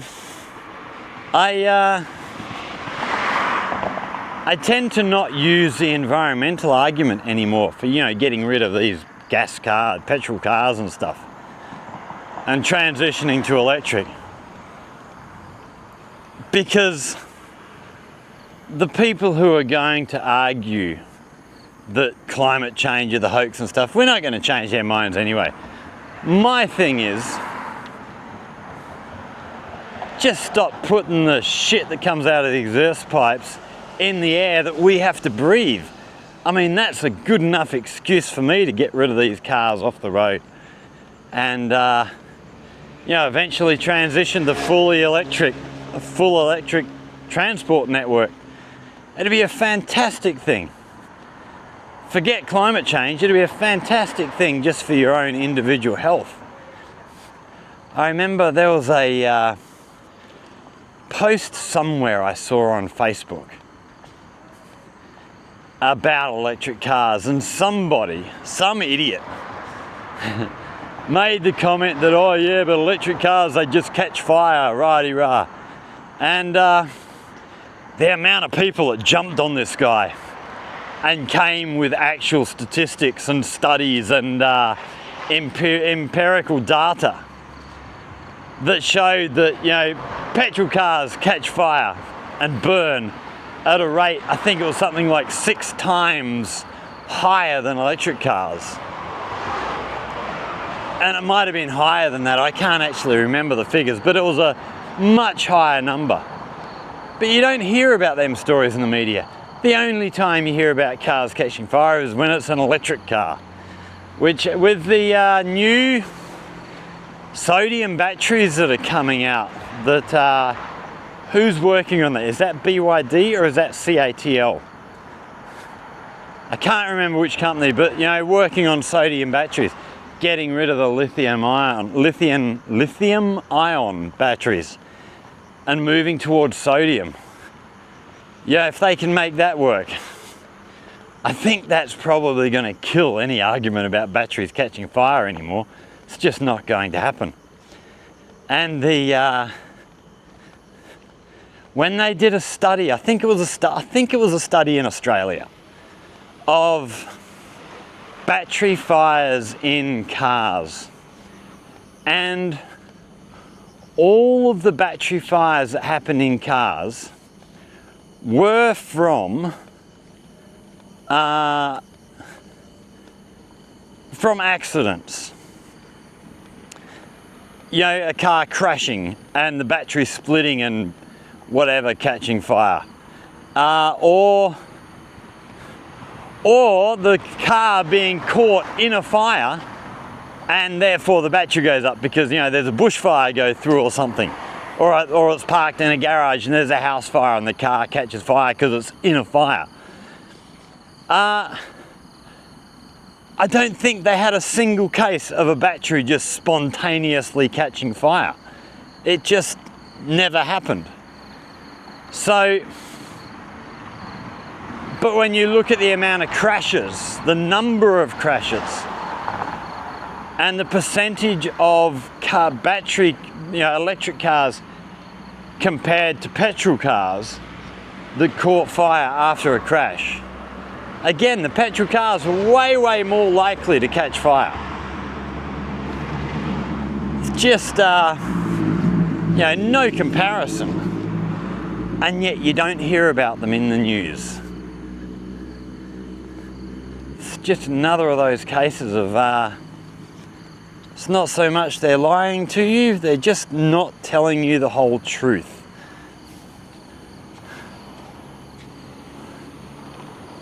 Wow, beautiful area. Oh, this is I think where the off-road buggy track was marked out. I wonder if I have got that right. Yes, okay, so we're nearly at the beach area down here. Haven't been along the beach area at night time before.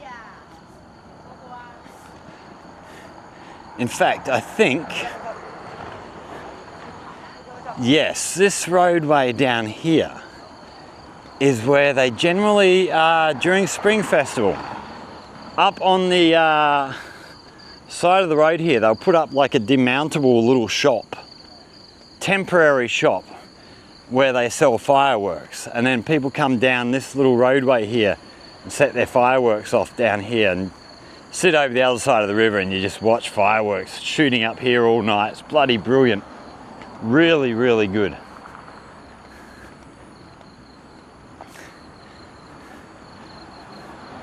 So, little coffee shop set up down in the corner there, little temporary thing. It's got, looks like selling coffee out the back of his car. He's got something set up in the boot of his car by the look of it. Same thing happening over here, some sort of coffee shop or milk tea place or something. So he's actually got a van, he's set up some tables, lights and stuff. And then just up ahead of us here will be the beach area, which I've not seen at night time. I don't know if they light this up under at night time or what goes on with this. I guess we're going to find out. Actually, we're probably not going to find out because it's too late. There's every chance that they do have the beach area lit up at night time, but because it's getting on towards midnight by now, I imagine. How are we going for time? Yeah, 20 to 12. I imagine anything that is normally lit up is not going to be very lit up anymore.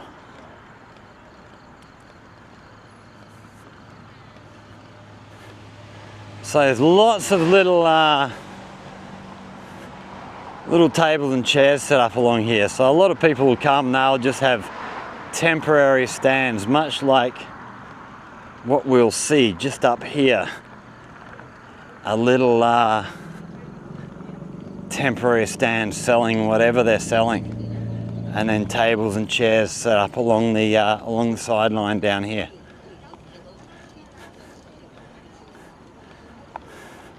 What are they selling? That looks like lemon tea by the look of it. It's being sold down there. Wow, even along here, there's still a lot of people around. It is, almost midnight. I honestly thought things would have quietened down a lot. It is a Friday night. Normally a Saturday night, I would expect more people to be out and about this late. But here we are, a Friday night, and people are still out enjoying themselves. Looks like quite a big little coffee tea area down the bottom down here. And what is this white structure here? A couple of pigeons sitting in the top of there. Is that some kind of bird coop or something? Oh, they did have a little animal petting zone down the bottom here somewhere. So maybe that is part of that. There's pigeons sitting on the top of that thing. Very strange.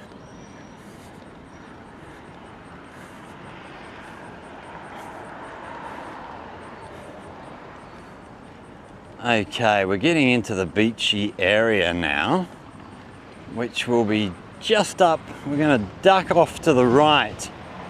There's a pathway sort of just down from the main road here. I think we're going to walk down through that way on our way back towards the other bridge.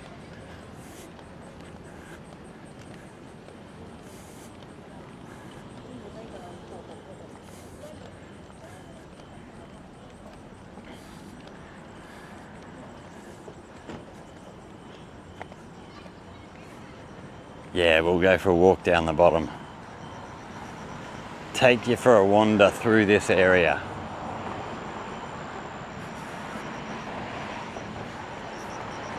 So on our right here, we've got a whole lot of different beach areas. So we've got a big child's playground area in here, all netted in, enclosed.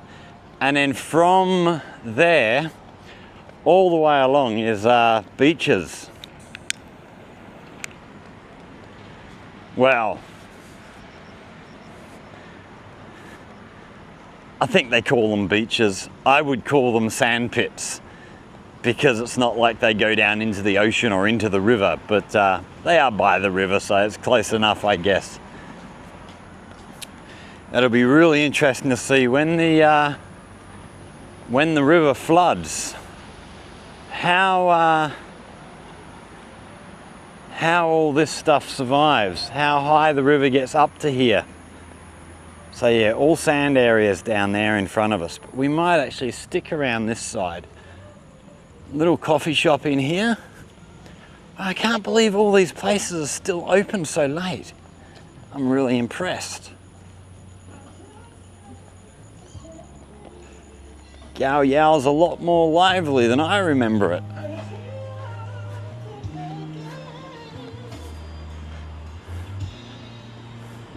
So lots of little tables set up here. Looks like most of the chairs have been taken inside. There is a couple of people sat down there, but they will be getting ready to close fairly soon, I imagine. These here are really nice to eat.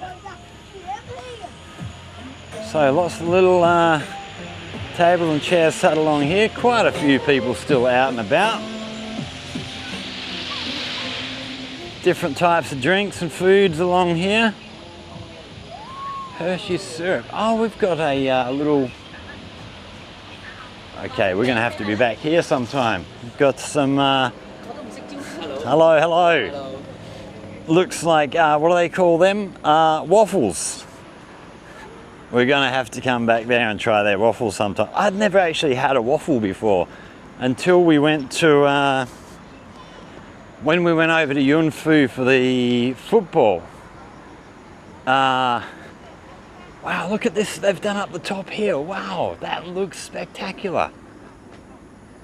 So lots of other shops. Most of these shops down here are closed. Still a few people sat around, but lots of tables and chairs there, lots of coffee shops and the like there.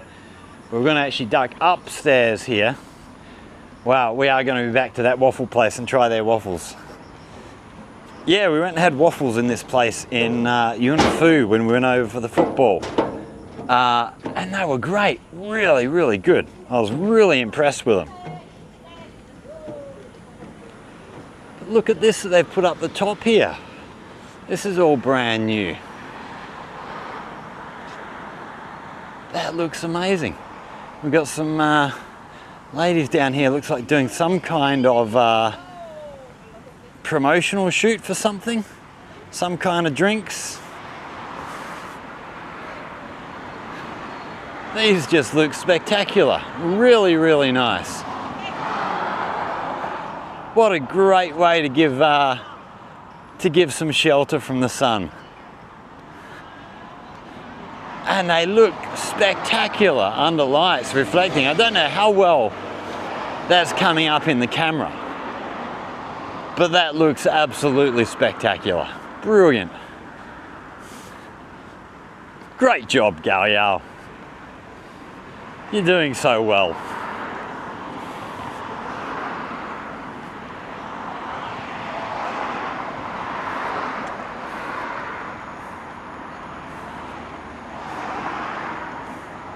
So yeah, right the way down along here is all little sand beach areas, right the way along here. Go for, it's probably 400 or 500 meters long down here. And you know, along the weekend, always plenty of kids down there on nice afternoons, always lots of kids down there playing. Getting out and enjoying the beachfront. Like I say, I'm not sure that I'd call it a beachfront. What do we got down here? We got some kind of water slide or something down here. Have we got steps to get back down to the bottom level?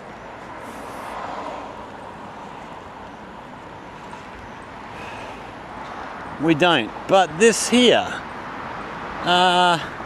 where are we?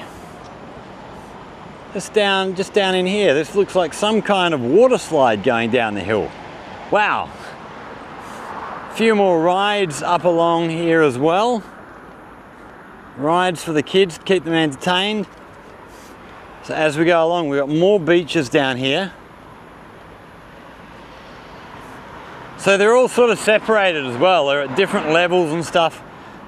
It was one of the comments I saw on Red Note, Xiaohongshu, when they first opened this. One of the comments that was really regular was, yeah, great, looks really good. What are they going to do? Is it going to last when the river floods? And that's the big test, you know. We're getting towards the time when the river's going to be raising very soon. Within the next probably month and a half, the river's going to start rising. So we'll see whether it gets up and covers all this stuff. And see how much of it survives. See how well they've done their job putting it all in. Hopefully everything survives and all they got to do is come in and replace the sand. That'd be a good thing. If they've built it well enough that the only damage really is the sand itself.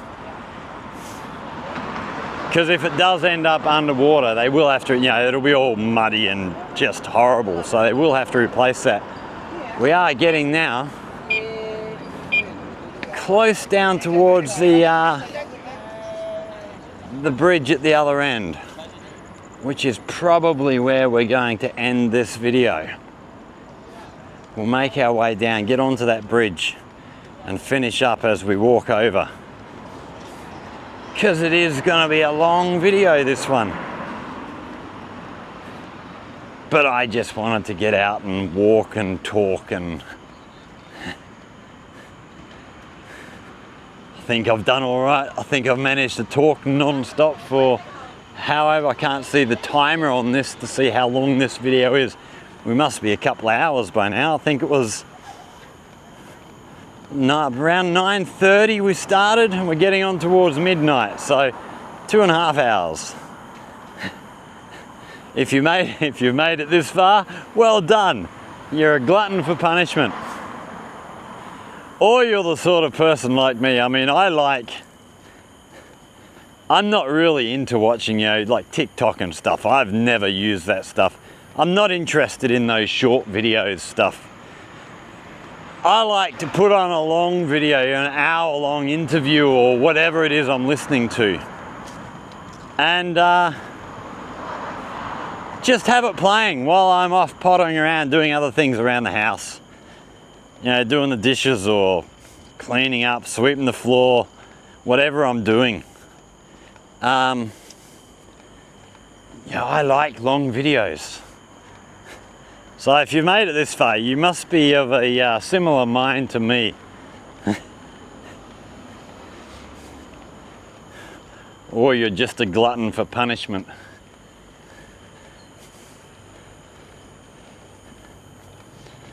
But yeah, that village we went through at the when we came off the bridge up the other end of Gaoyao there, there's another village very similar. So we've got the railway bridge just up here where we're going to cross back over the river. And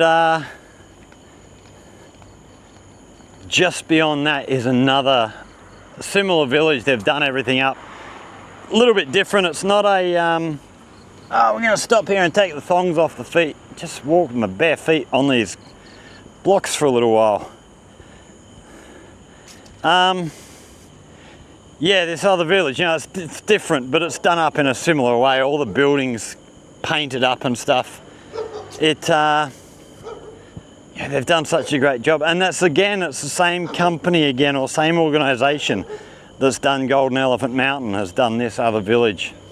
There's also a park that we actually did a video a few months back out in the middle of Gaoyao that they've also been involved with. So yeah, this company has been sort of brought in by the Gaoyao local government to do a lot of work around here, and they've done a great job. You know, I know the lady who's running the Golden Elephant Mountain part of the project, and yeah, they've done such a good job. We're going to get back there. We're actually going to go and spend a night in the hotel, their hotel up there one of these days. Spend the night in the hotel, try out the restaurant there, all that sort of stuff, and then the following day spend the whole day up on the mountain, and we'll take you everywhere up there. Show you all of the things. You know, I've been up there and shown sort of a little bit here and a little bit there. We're going to go up and do the whole thing. Probably get 3 or 4 videos out of it, because it's there's a lot to see up there now. They've done such. The first time I went up Golden Elephant Mountain, there was nothing up there. There was a road. You kind of walk up the road, and all there was at the top was there were a couple of pagodas, and what was the other thing? The meteorological tower with all the meteorological equipment up there.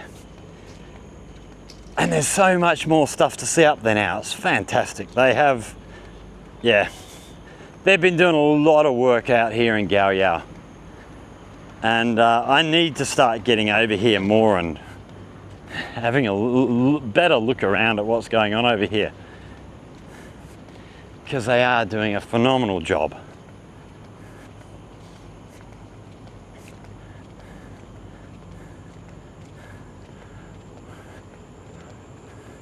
It should be interesting to see. They've had a so there's a gate here leading into this this other village area.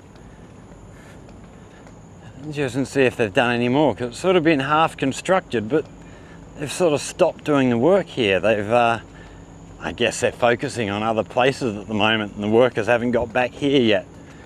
No, it doesn't look like they've done much more. But they have got this structure under here ready to go. So no doubt when they get back to this, they'll do something, and that'll no doubt become quite a spectacular entrance statement into the area when they finally get around to finishing off. We'll have to, I wish I could remember the name off the top of my head of the village up ahead of us. I can't remember. It is a nice little area. I'll have to get back and have a look through there. Actually, I haven't been in there for a few months now. Have to get through and see how the work's going up there. See if they're close to getting the place completed.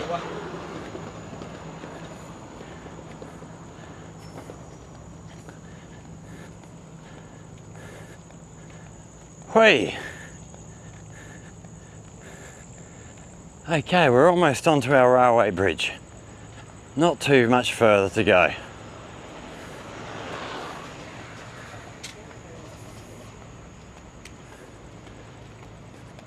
We've got a train coming down the line, or is that a boat on the river? I can hear the low-pitched diesel engine. No, I think that's a boat, it's not a train. So here's our ramp on our right. This is where we're going to head up. You work our way back up onto the bridge. In fact, the entrance here was one of the things that were a big consideration in the electric bike that I bought, was the gap between these blocks. Had to make sure I could get over this bridge. Needed a bike less than 46 centimeters wide, and my bike had there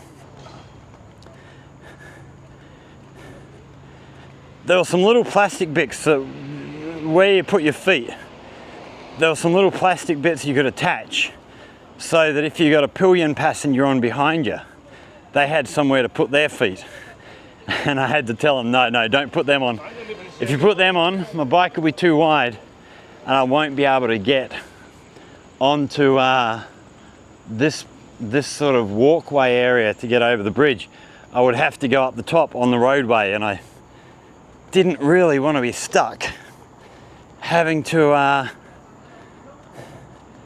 go right up onto the roadway to get over the bridge. It extends the journey, it means you got to go a kilometre down the road before you get to the entrance of the bridge, and then you chew up your battery getting up the rise to get up onto the bridge. It's just a lot more battery usage if you're using the roadway, and then it's quite an extended journey back down through this way to get back down onto ground level. Whereas here, you're not getting up so high, so you're not using so much battery to get that height, and it's a much shorter journey. You're saving yourself probably close on 2 kilometers of travel from where I am to get to the other side of the river.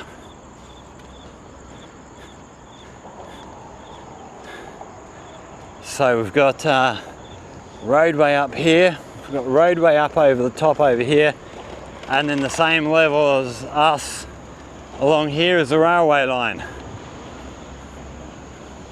Wonder if we'll catch a train going past as we're... Probably not, it's probably a little bit too late. I don't know that you would see many passenger trains this time of night. You might get a freight train running through.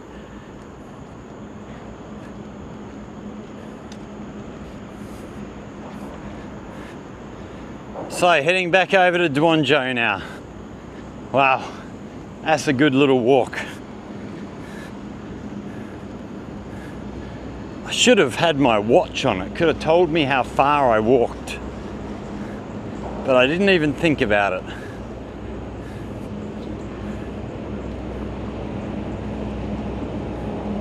So we can hear a boat, the rumble of the engine coming underneath down here. Must be one just about to come out underneath the bridge there. Oh no, it's a train coming along.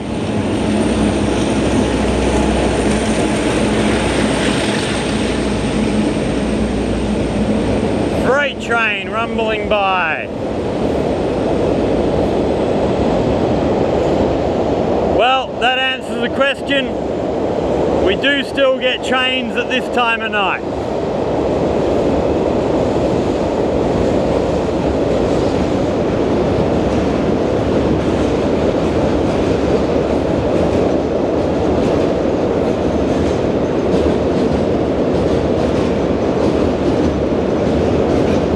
Wow, it's quite a long one.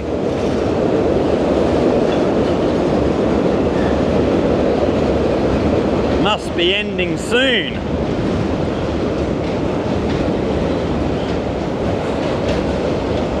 don't know what they put in these carriages. Oh, what's that at the back?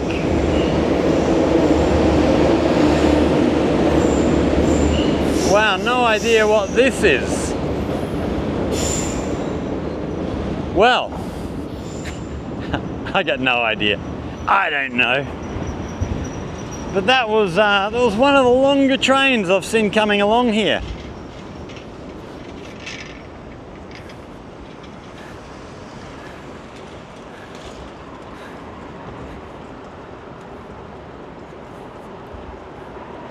So I would imagine this is the oldest bridge, probably the oldest bridge in Chongqing, I would maybe think. And then I would imagine this one was built afterwards as a supplement.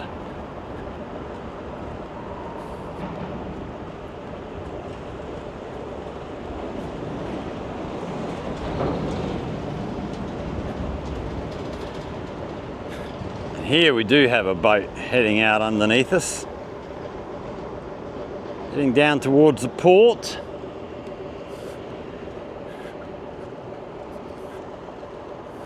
Or past the port.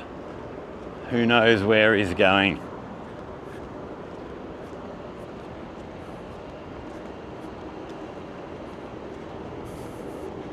So just over, not going to see terribly well, but just over the bunch of lights down here, the white lights, that's about where we started the video. Lots of people sat down there. Still looks like a crowd of people in there having whatever they're having. Lots of places doing lemon tea, milk tea, stuff like that there. There are a couple of places selling beer and stuff. Go and have a beer and sit down. So one of the things I do love about this place is you're not sort of stuck in licensed premises to go and have a beer. You can grab a beer in the corner shop and sit out on a seat, on the path, on the footpath, and watch the world go by while you have a drink. Yeah, it's just great. I've often said, you know, they talk about there's no freedom in China. Bullshit. There's just different freedoms. Whether or not you find China more free or less free than where you come from really depends on what you want to do with your life. If you sort of like similar things to what I like, you'd find China incredibly free. Very, very free society. And I mean, the example I've used before, you know, if you're an American and you're a gun lover and you like collecting guns and shooting guns, then no, you're gonna hate China. Don't come. You're gonna think it sucks because you're gonna feel very, very constricted. Here's another boat heading underneath us here. I always fancied, if I had the money, buying one of these boats. And I would build a big platform on the front here and have sort of like barbecue area, like big patio area, barbecue and seating and stuff. And then in the middle, big swimming pool through the middle. And then at the back, accommodation stuff, you know, living quarters back there. Get rid of the diesel engine, put in electric power, solar panels right the way along the thing, so the whole swimming pool, central swimming pool area, I'd have the whole thing roofed over with solar panels and stuff.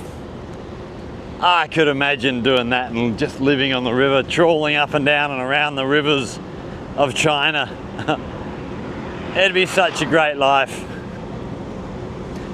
But you need to be rich to do that, and that's something I'll never be, because I like to spend my money too much.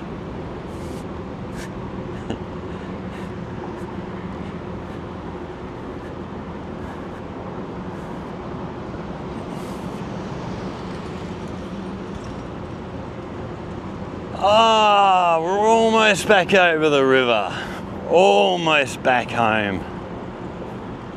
So sort of tall building just over here. We're just behind there is where home is. So we're going to get back down onto the other side of the riverbank, and then we're going to finish up there, and I can just walk home and chill out before we get back home.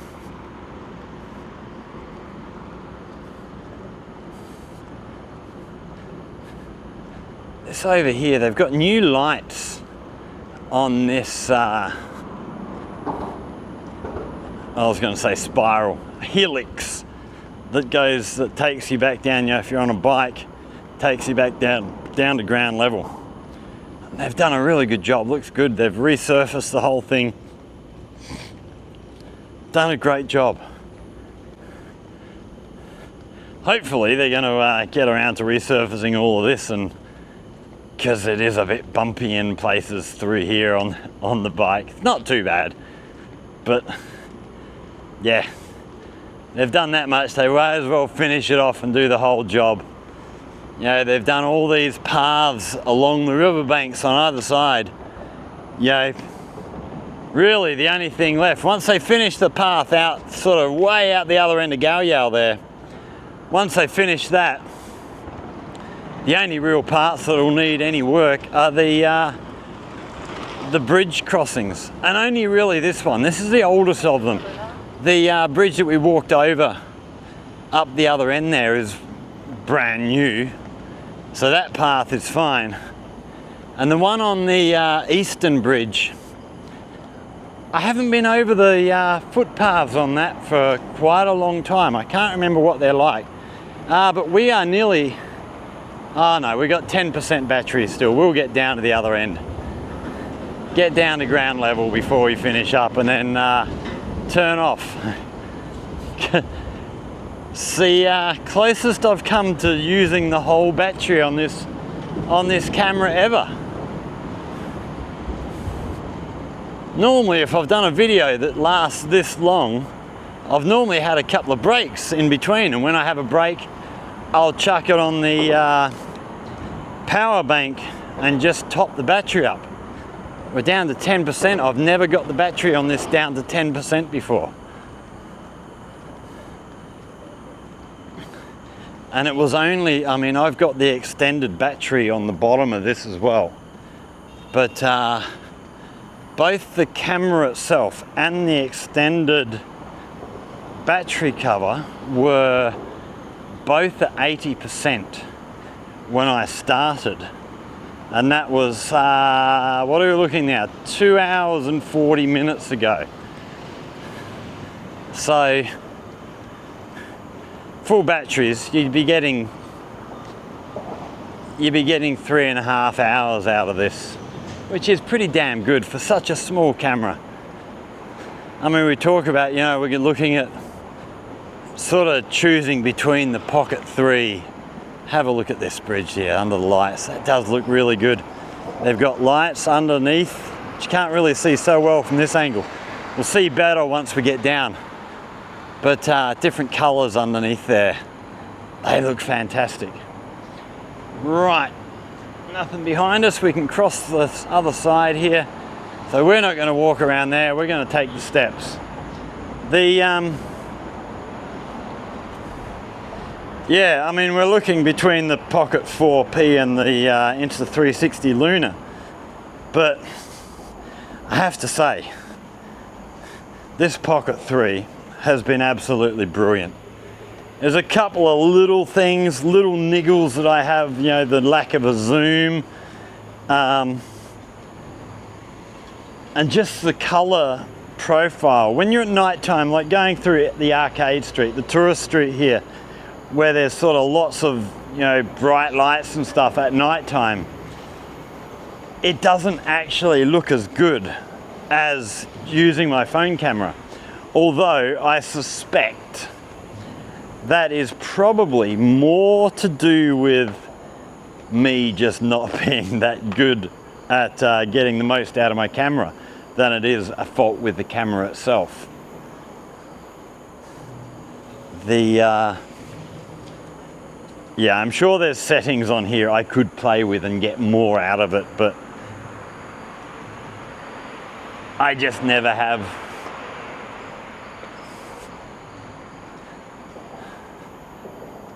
Aye, up the steps we go. So here's this, wow, that does look good. They've done a great job. See, this was, if I remember rightly, this got fairly dark at night time as you were riding up. I think it was only sort of lit up from the street lights and the sides on the lights on the side. But they've done a great job getting all this lit up, looking really, really good. It does look good. So we're back on the riverbank now. So that's our walk for the evening. If you've managed to make it this far, well done. I'm impressed. You must have a very, very boring life. So yeah, if you've got this far, thanks for watching.